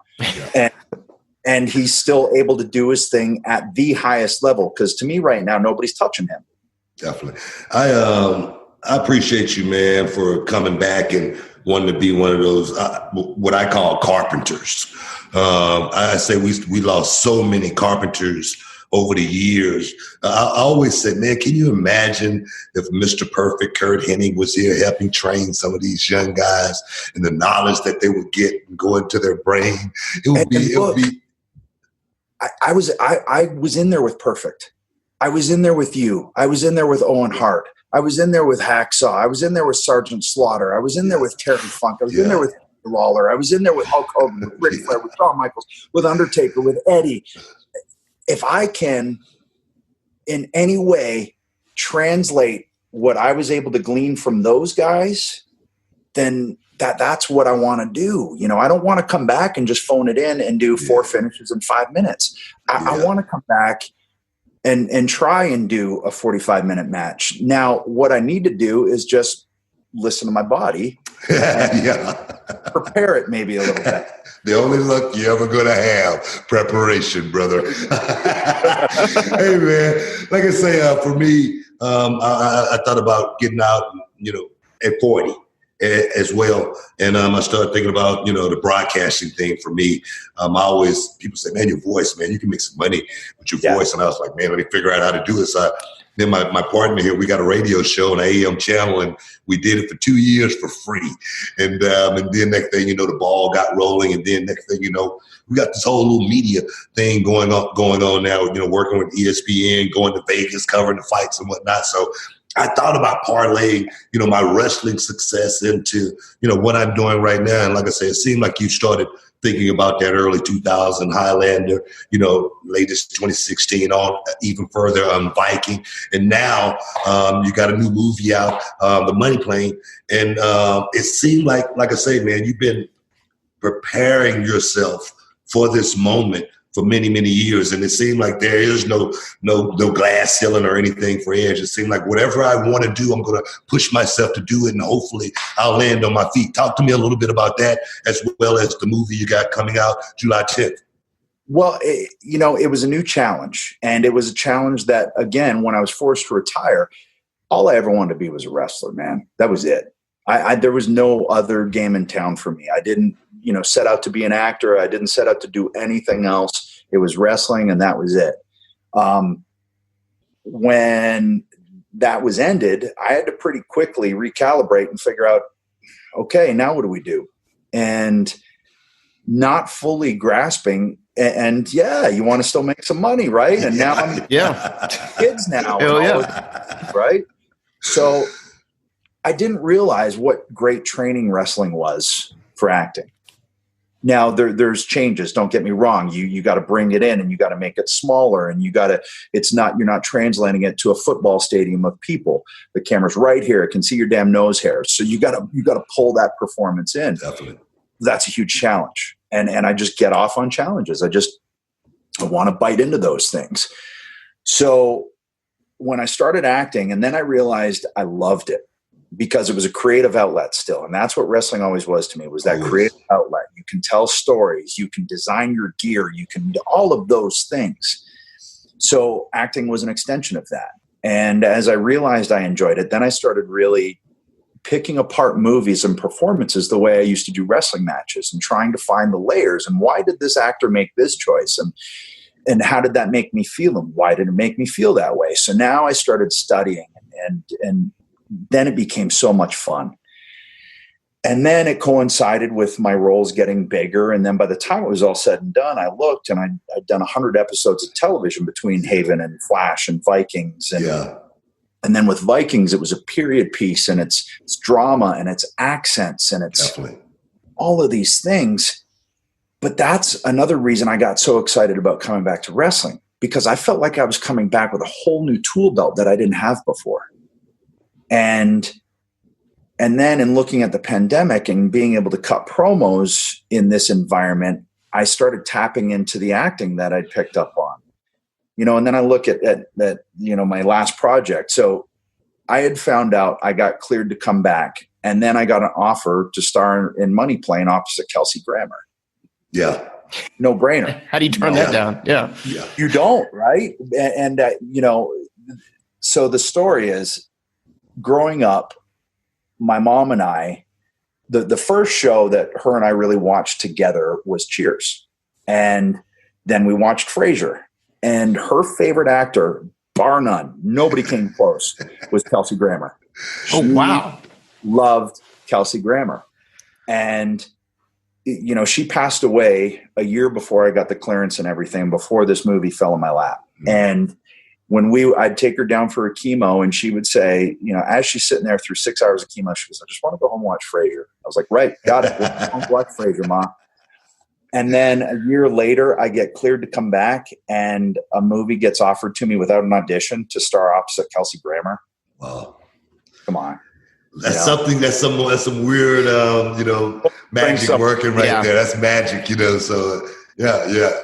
And then I sit down opposite him, and you don't, it's kind of like when I first worked opposite Ric Flair, or when you sit across from that guy, and immediately you're just like, holy crap. And that's Ric Flair. Yeah. And so now I'm sitting there opposite Kelsey, and we're in a pool, sitting beside a pool in Hollywood, and he just starts talking. And I was like, whoa. Yeah. And he's dropping F-bombs and all this stuff. And I'm just like, what's happening right now?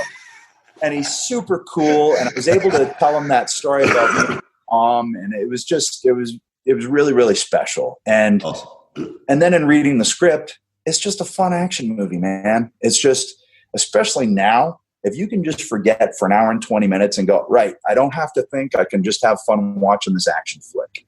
That's what it is. Yeah. And I had a blast doing it. And I got to act opposite a guy like Kelsey and Thomas Jane. And again, I'm always picking guys' brains, just like I used to do with wrestling, right? Now I'm picking Kelsey Grammer's brain, and I'm picking Thomas Jane's brain, and I'm always shadowing the director to see why they made this choice, and what's the lighting, and what angle are we going to use here? And that's stuff that I all brought back to me for wrestling. So they're both feeding each other right now, which is a really fun thing. Awesome. I know Brad probably got a lot of questions about the movie. I mean, he sat and watched it and critiqued it, I'm sure, with a fine-tooth comb. So go ahead, Brad. Well, first off, it was a real fun watch. Like you said, it was nice just to get away for a fun action movie that has it's got that Italian job, some Ocean's 11 kind of vibe, like a nice heist action movie. I wanted to ask more so, and you hinted at it a minute ago when you were talking about peeling back layers when you're watching other actors, but how much did it help you knowing the psychology of wrestling when trying to break down the psychology of your character? Because as a wrestler, I know when you go in there, you're thinking of the story that you're going to tell from your character's perspective. How much did that skill in the ring help you for this role and all your other ones? What I've found is that with any character, whether it be Jack Reese in this movie or whether it's Edge, I have to find one element of truth that Adam can relate to. And if I can find that within the character, that's my true north. That's my compass. And I always keep that as my thread throughout any scene, throughout any action, reaction, throughout any inflection, all of those things. It's finding that element of Adam in there that I can truly relate to. And then that drives everything. And that's what I've found can help me keep the character true to the nature of what I see it as anyway.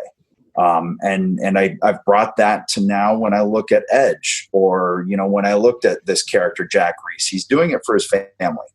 That I can bite into, because I would do anything for my family. We all would, but the character in this movie has a daughter, and, okay, he's got to protect. And you would go up onto this money plane with all of these horrible criminals to try and pull off this heist, so that you can get away from all of it with your wife and your daughter and try to live happily ever after, because that's all anybody wants to do. That's what Adam wants to do. So, with Vikings, it was the same thing. There's this Viking who wants to be a good man, but his pregnant daughter gets murdered. Well, guess what? Now everything's off the rails. and that's the reason for every murder that he, takes part in. It's because that happened to his family. And if I can find those things within a script or a character, then I feel confident in being able to pull it off. How important was, having a script like this where it has so many subliminal messages for, one person to have to just be able to think, because I remember my mother, she taught me, she said, Junior, right from wrong. There's no gray area in between right and wrong. And it's a lot of subliminal messages in this movie, all the way up to the end, that gives that. So how important was that, actually, to play that role? Well, I think that is kind of the interesting aspect, because there is going to be some gray stuff with a lot of these characters. So you have to go, okay, he's doing some stuff that might not fly with his code, but he's going for that end result, and realize that sometimes you gotta dip into some bad parts of yourself to be able to get to that good place, that kind of altruistic place. Right. Yeah. So, and that seems to be, a recurring theme with a lot of my characters, that they're good guys, but they might have to do some bad things. And I think we've all been faced with some of those things, and we all have that gut compass that lets us know, that didn't feel right. But sometimes, you just got to chomp through those things to get to the end result, so that hopefully you can do more good and put more good in the world. Yeah, that's true, man. People know about my story and me going and stealing all the marijuana just to get on my feet.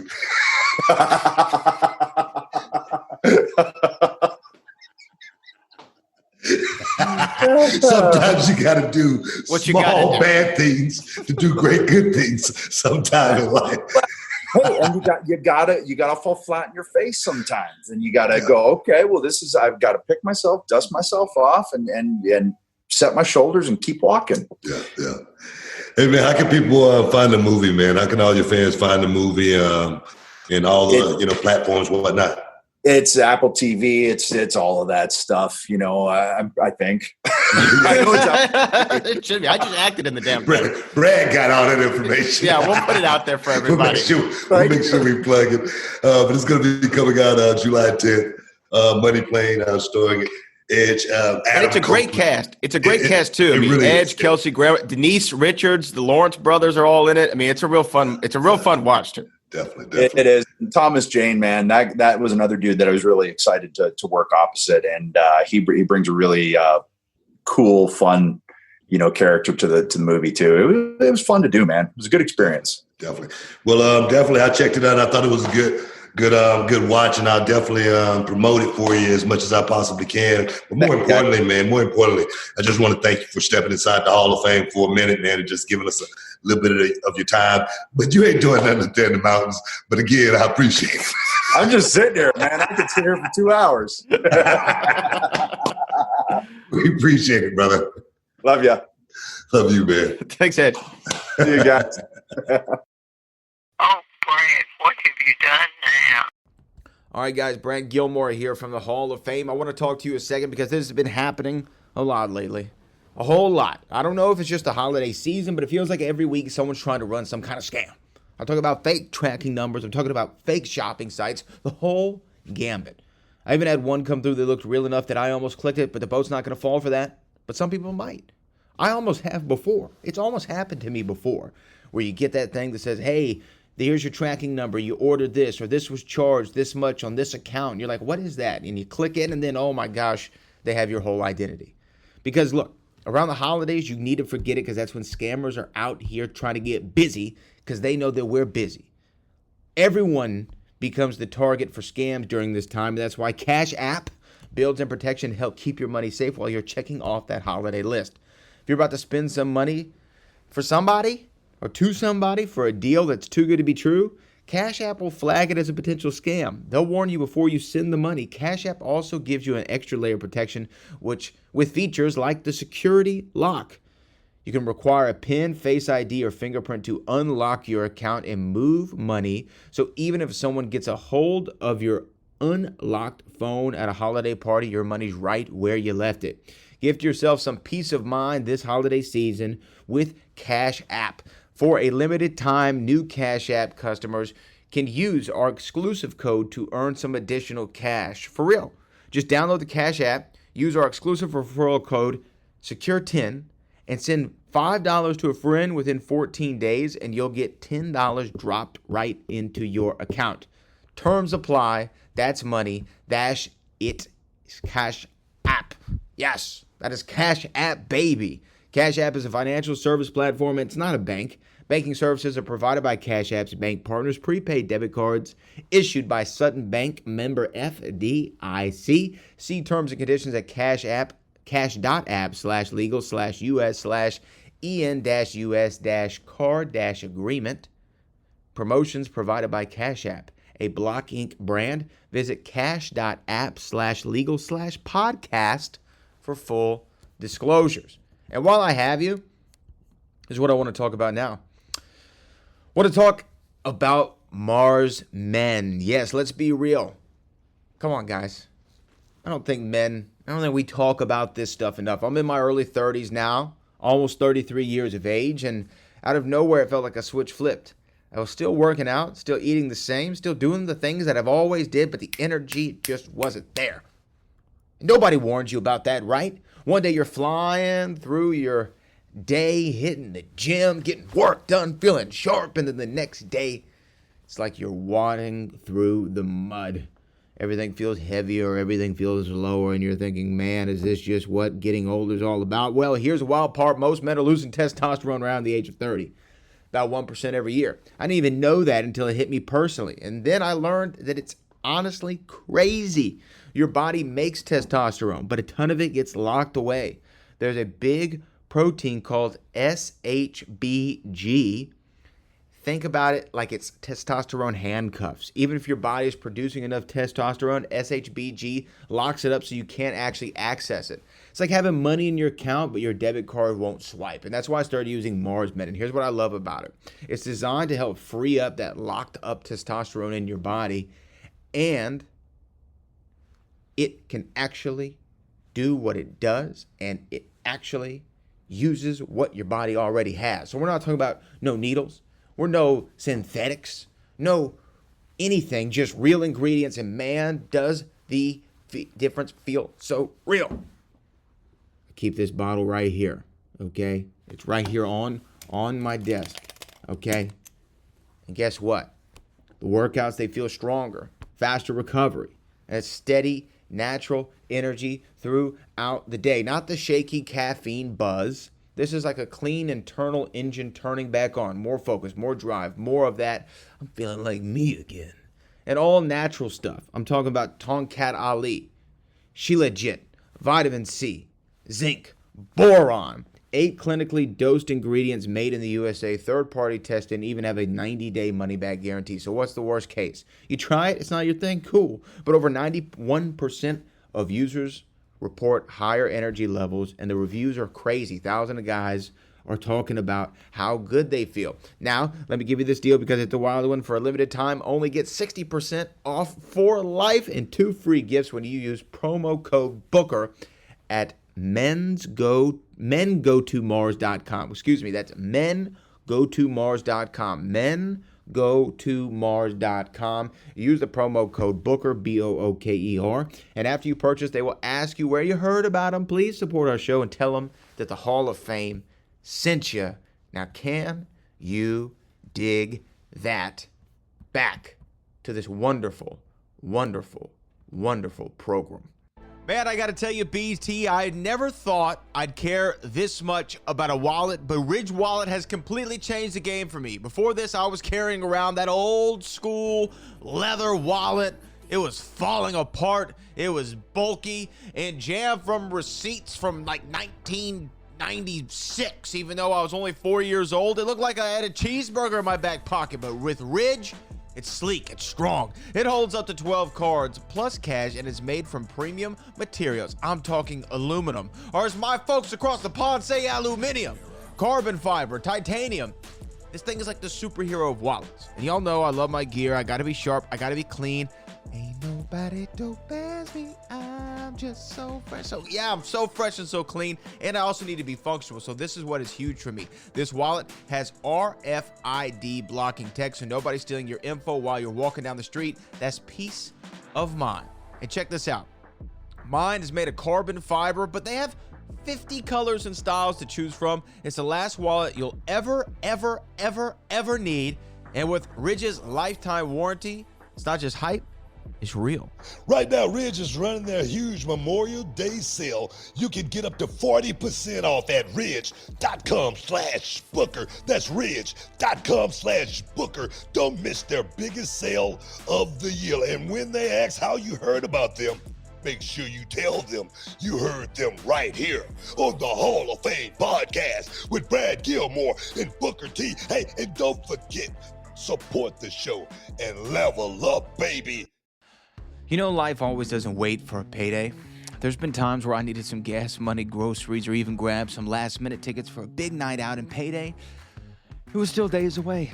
That's why I love talking about the game-changing app like EarnIn. EarnIn is the app that lets you access your pay your way as you earn it, and up to $150 a day with a maximum of $750 between checks. There's no interest, there's no credit checks, there's no mandatory fees. It's not a loan. This is your money.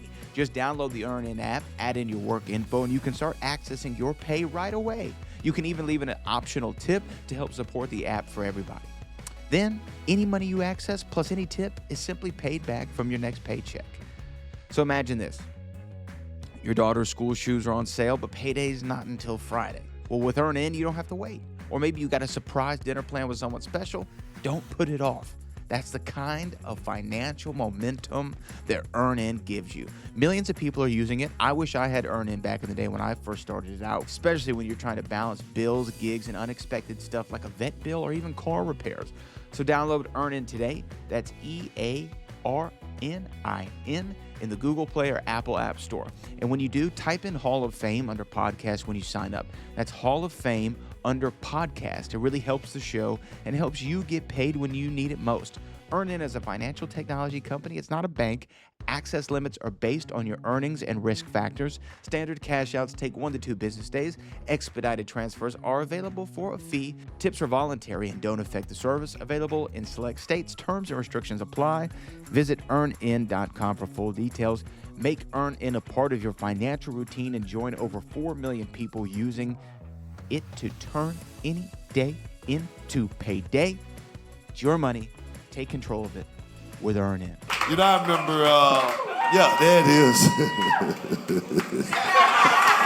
Get him up.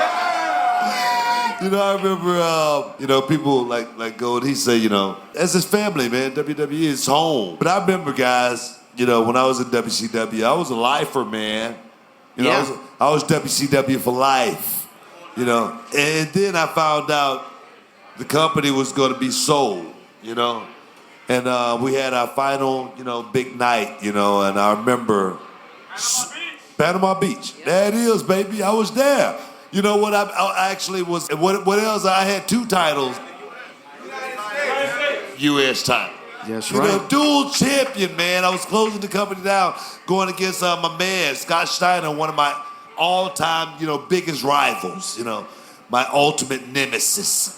And I went out there and pulled it off. But I remember one of the guys talking to me, and he said, man, this is it. It's the last night. What are we going to do? And he goes, Book, what are you going to do? I'm going to WWE.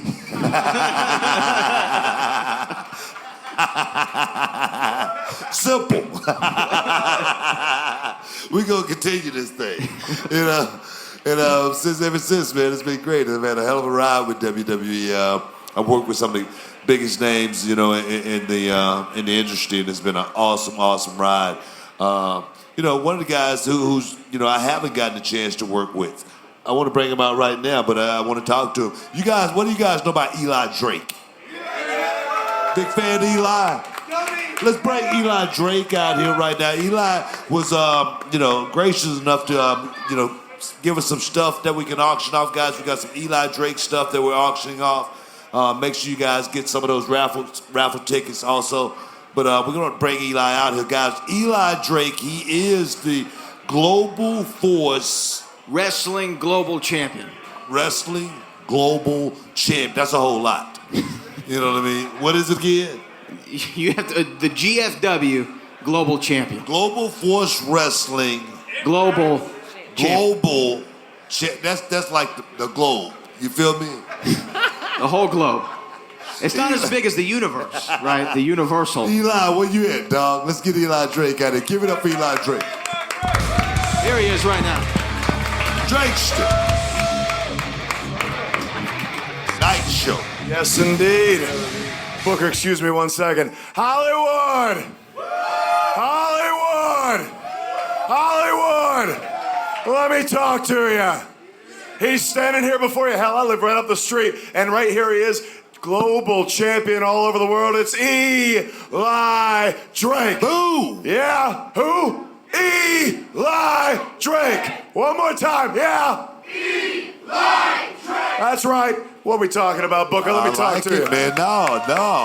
No, it's all about you, man. It's all about you, No, it is not. No, it is. Right now it is. Yeah. I mean, it's Actually, about, you know what? Yeah, it's all about me. Let's do this. It's about raising some money out here, of course, and everybody's helping out with that right there. But it's all about you, man. This business is tricky, bro. I mean, I've been in it a long time. 26 years I've been in this business, and to make it, is something that's not easy.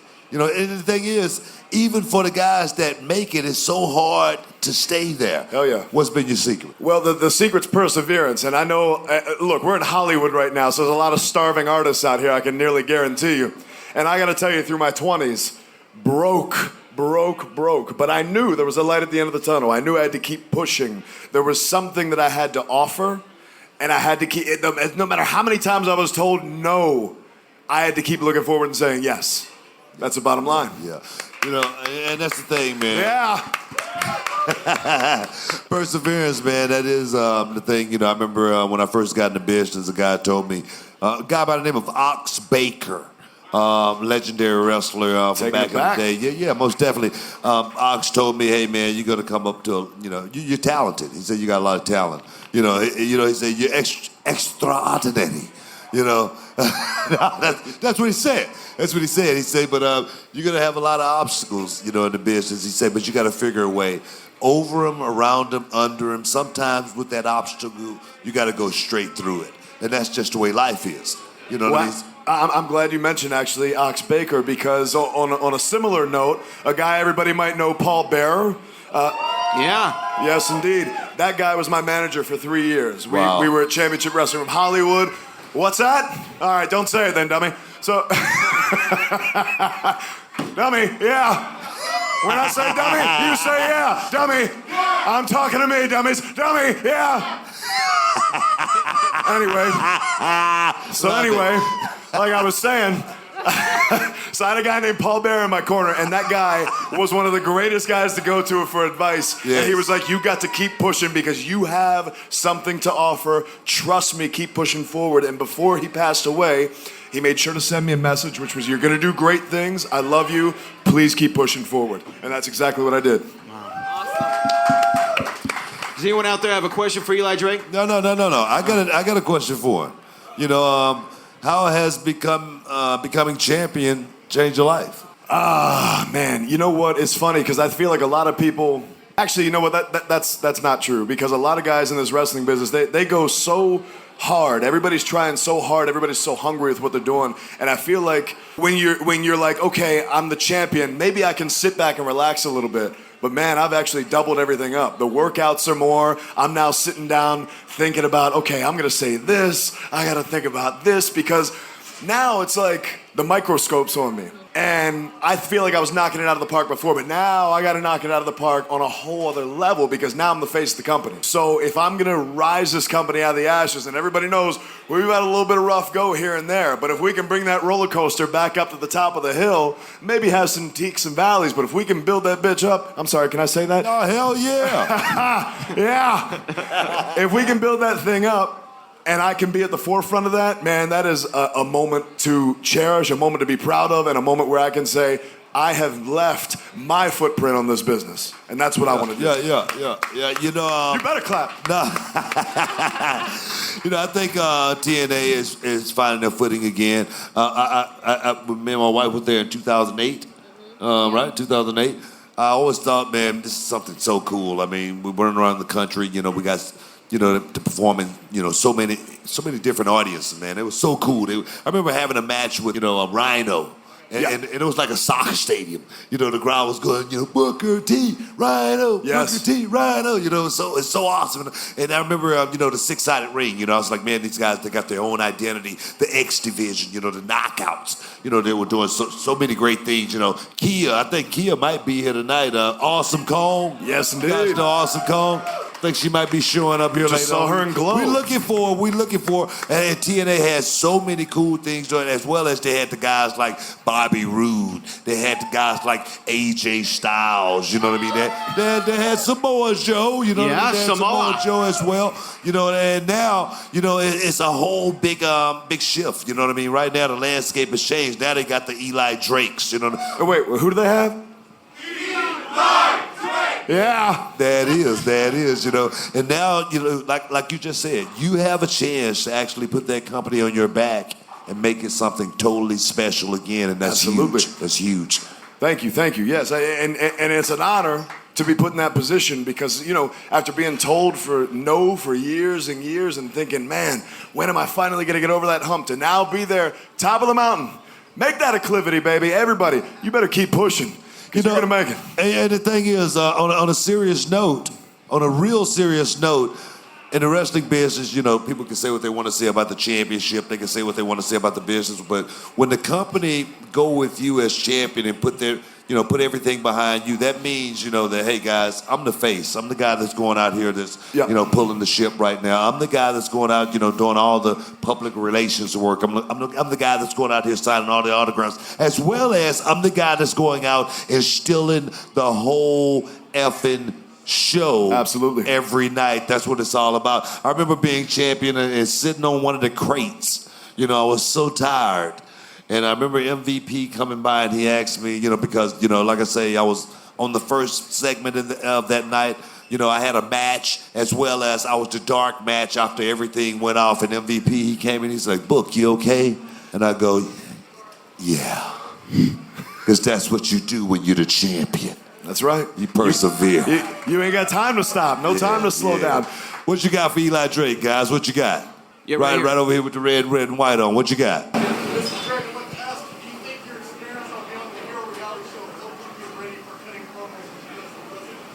Listen to this guy digging back, the hero with the rock. He know all about you, man. He know your history. I appreciate that. Did it help with my promos? If you dig back even further into the Eli Drake library, you'll find out that I was out there cutting my teeth already, all over the Southwest, L.A., Vegas, Arizona, everything. But for sure, you're talking about rubbing elbows with a guy like The Rock. Yeah, man, you can't get better than that. So as far as being around a guy like that who I can share the screen with, hell yeah. Booyah, baby. Who's next? Who's next? Yeah, right over here. What was it like to work with Paul Bearer? This guy. No, look, I got to tell you something. Paul Bearer, you met Paul Bearer. You know Paul Bearer. The guy, he's an amazing talent, or was an amazing mind. But not only that, but very grateful. He was a guy who, if I went to ask him for advice, he thanked me for asking him for the advice, which I found kind of ridiculous in a way, but also incredibly endearing. And also a funny, goofy son of a bitch. We'd be doing promos back at Championship Wrestling from Hollywood, and while that's all going on, he's over here pulling his big fat ass out of his pants and mooning the guy who's cutting his promo right now, trying to mess him up. So, hell of a guy, a lot of fun, and also a lot of knowledge, dear friend of mine, and I miss him very much. Yes, indeed. Next, who else? Who was got right over here? You're part of a long line of guys that NXT, WWE dropped the ball on. You and Sean Richter and Derek Bateman and other guys. Was there anybody that reached out to you and congratulated you on the WWE roster when you won the championship? Well, hell, what do you think I'm doing? Booker, can you congratulate me already? I can't even believe I'm here. Tell me you didn't just say that. Of course. I've got a lot of good friends still in the NXT WWE system. That's actually how I ended up here tonight. So it's a matter of creating good relationships, keeping good relationships, and not burning bridges. But again, when you've got friends, why are you going to burn those bridges anyway? So it's just kind of like. Yes, to answer your question, yes, without getting long-winded, yes. A lot of people did say, hey, congrats, champ. Awesome to see you doing well, and I was very appreciative of it. Oh. And very appreciative of this, Booker. Thank you. No, man, no doubt. I'm all about the cross-promotion, man. Now stop asking crazy questions. I'm all about keeping it real, man. Now right now, you've done great things. The thing is, you just like a lot of those guys as well. I mean, you were just mentioning a lot of the names, a lot of the companies that you've worked with. You know, we look at guys, you know, we were just talking about Neville, you know, Finn Balor, you know, guys like Samoa Joe, you know, Sami Zayn, you know, guys that's been out there on an independent scene working your ass off to get to this point. This is not something that happened overnight. No. You know, this is not something that happened overnight. And how, how did that make you feel? You know what I mean? To actually finally, be looked at and say, hey, man, you made it. It's bittersweet. There's a part of me that's kind of like pissed off it took so long.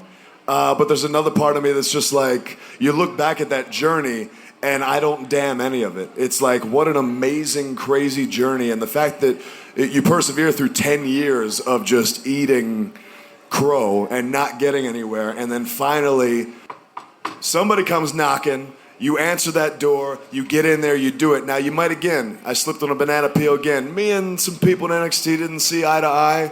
I won't mention any names, but I ended up out of there. But fortunately... What, John Cena? Huh? No, it wasn't anybody that powerful, actually. This is Eli Drake, not Alex Riley. I didn't say that. Oh! Where's Alex? He's supposed to be here tonight as well. Keep it going, yeah. What were we talking about? No, I tell you, the career is one thing. Any more? Right there. We got a bunch of Finn Balor. That's Finn Balor.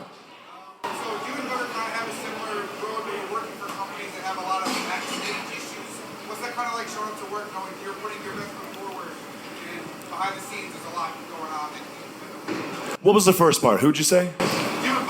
Oh, yeah. Do you want to take that one first? What was the question again? So essentially, I got this. Okay, go ahead. So, okay, I got this. Okay, so it's stressful to a degree because I will say the last 3 years, right around this time, I'm starting to think it's a work. I'm starting to think that we're just building to Bound for Glory. Because it's been the past 3 years right before Bound for Glory. There's all these news stories that we're going out of business, where the company's getting sold, and then we go through Bound for Glory and we just blast through and we keep going. So I don't know. Somebody's working. I'm not sure. But as far as what I can do, I've got to take what I hear at face value, and the company assures me everything is going forward, everything is fine, everything's good. Some things have been moved around, but at this point, what am I going to do? Sit and worry about it? It's go in, kick ass, keep doing what I do, get my checks, and if things go awry, I've got options. If they don't, I stay where I am and I keep kicking ass and keep growing. It's all about the 2 C's, right, baby? Checks and championships. Yes, indeed. Keep the checks coming. Make sure they clear. Make sure they ain't bouncing all over the place. I'm a single guy, so I'm going to throw in a third C. That's chicks. Checks, championships, and chicks. Yeah, I like Yeah. Now, what else we got for Eli Drake? Yeah, well, let's take one more for Eli. Working with the Hardys in TNA. What was that like? The Broken Hardys. I love the Hardys. I actually keep kind of casual contact with Matt here and there. Actually, those guys are amazing. They're very generous and just awesome talents. And if you look at what Matt Hardy did, you're talking almost 20 years into his career, and to completely reinvent himself. That's amazing, because most guys, you get in a certain groove and you rest on your laurels in a sense, and you just say, all right, I got this, I can ride this out. Here's another guy who's an example. I mean, Matt Hardy stole all my stuff. Well, no, just tell it like it is, man. I see King Booker come out of nowhere, and I'm like, this is something different. The most noble king of them all. But that's the key to this business, and he picked up on that, is you have to change. Even if you stay in your lane, somehow you still have to find a way to adapt, change, and move forward. Those guys, amazing, professional, top of the business. Hey guys, give it up for Eli Drake. Eli's come out here, giving his time, entertaining you guys. Most definitely make sure you watch him on TNA. He is the champ. Give him how you do that slogan again. Make sure you do give me a catchphrase. Well, I'm going to tell you right now. I'm going to be company man for a second, because Impact Wrestling, I got to tell you, I get it. We're kind of haunted by some of our ghosts of the past. Quiet down, dummy. We might be haunted by some of our ghosts of the past. Don't say it again. But the fact is, what we're doing right now on TV, I don't know if you've seen it recently, we are putting on a damn good product. You have to say, anybody who's seen it, it's been great. And you can see a noticeable difference from last year to now, 2 years ago to now. And a lot of people say, well, you guys lost a lot of your mainstay talents. Guess what, dummies? That's the name of the business. You got to build new stars. You got to churn out new people. So that's how it works, man. Look at WWE. WWE's a great example. Look at the mid-90s, man. Hogan left. Savage left.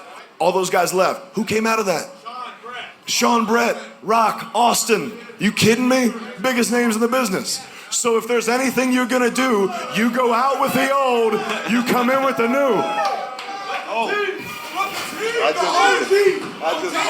You're about to get me to do a spin-a-rooney right now. No, but I'm telling you right now, Impact, you got to watch, and of course you got to watch because I'm the champ. Yeah. Undeniable Kavorka right here. What's his name? That's not an insult. That! Oh, somebody finished it. It's just a fact of life. Yeah. Y'all make some noise for Eli Drake.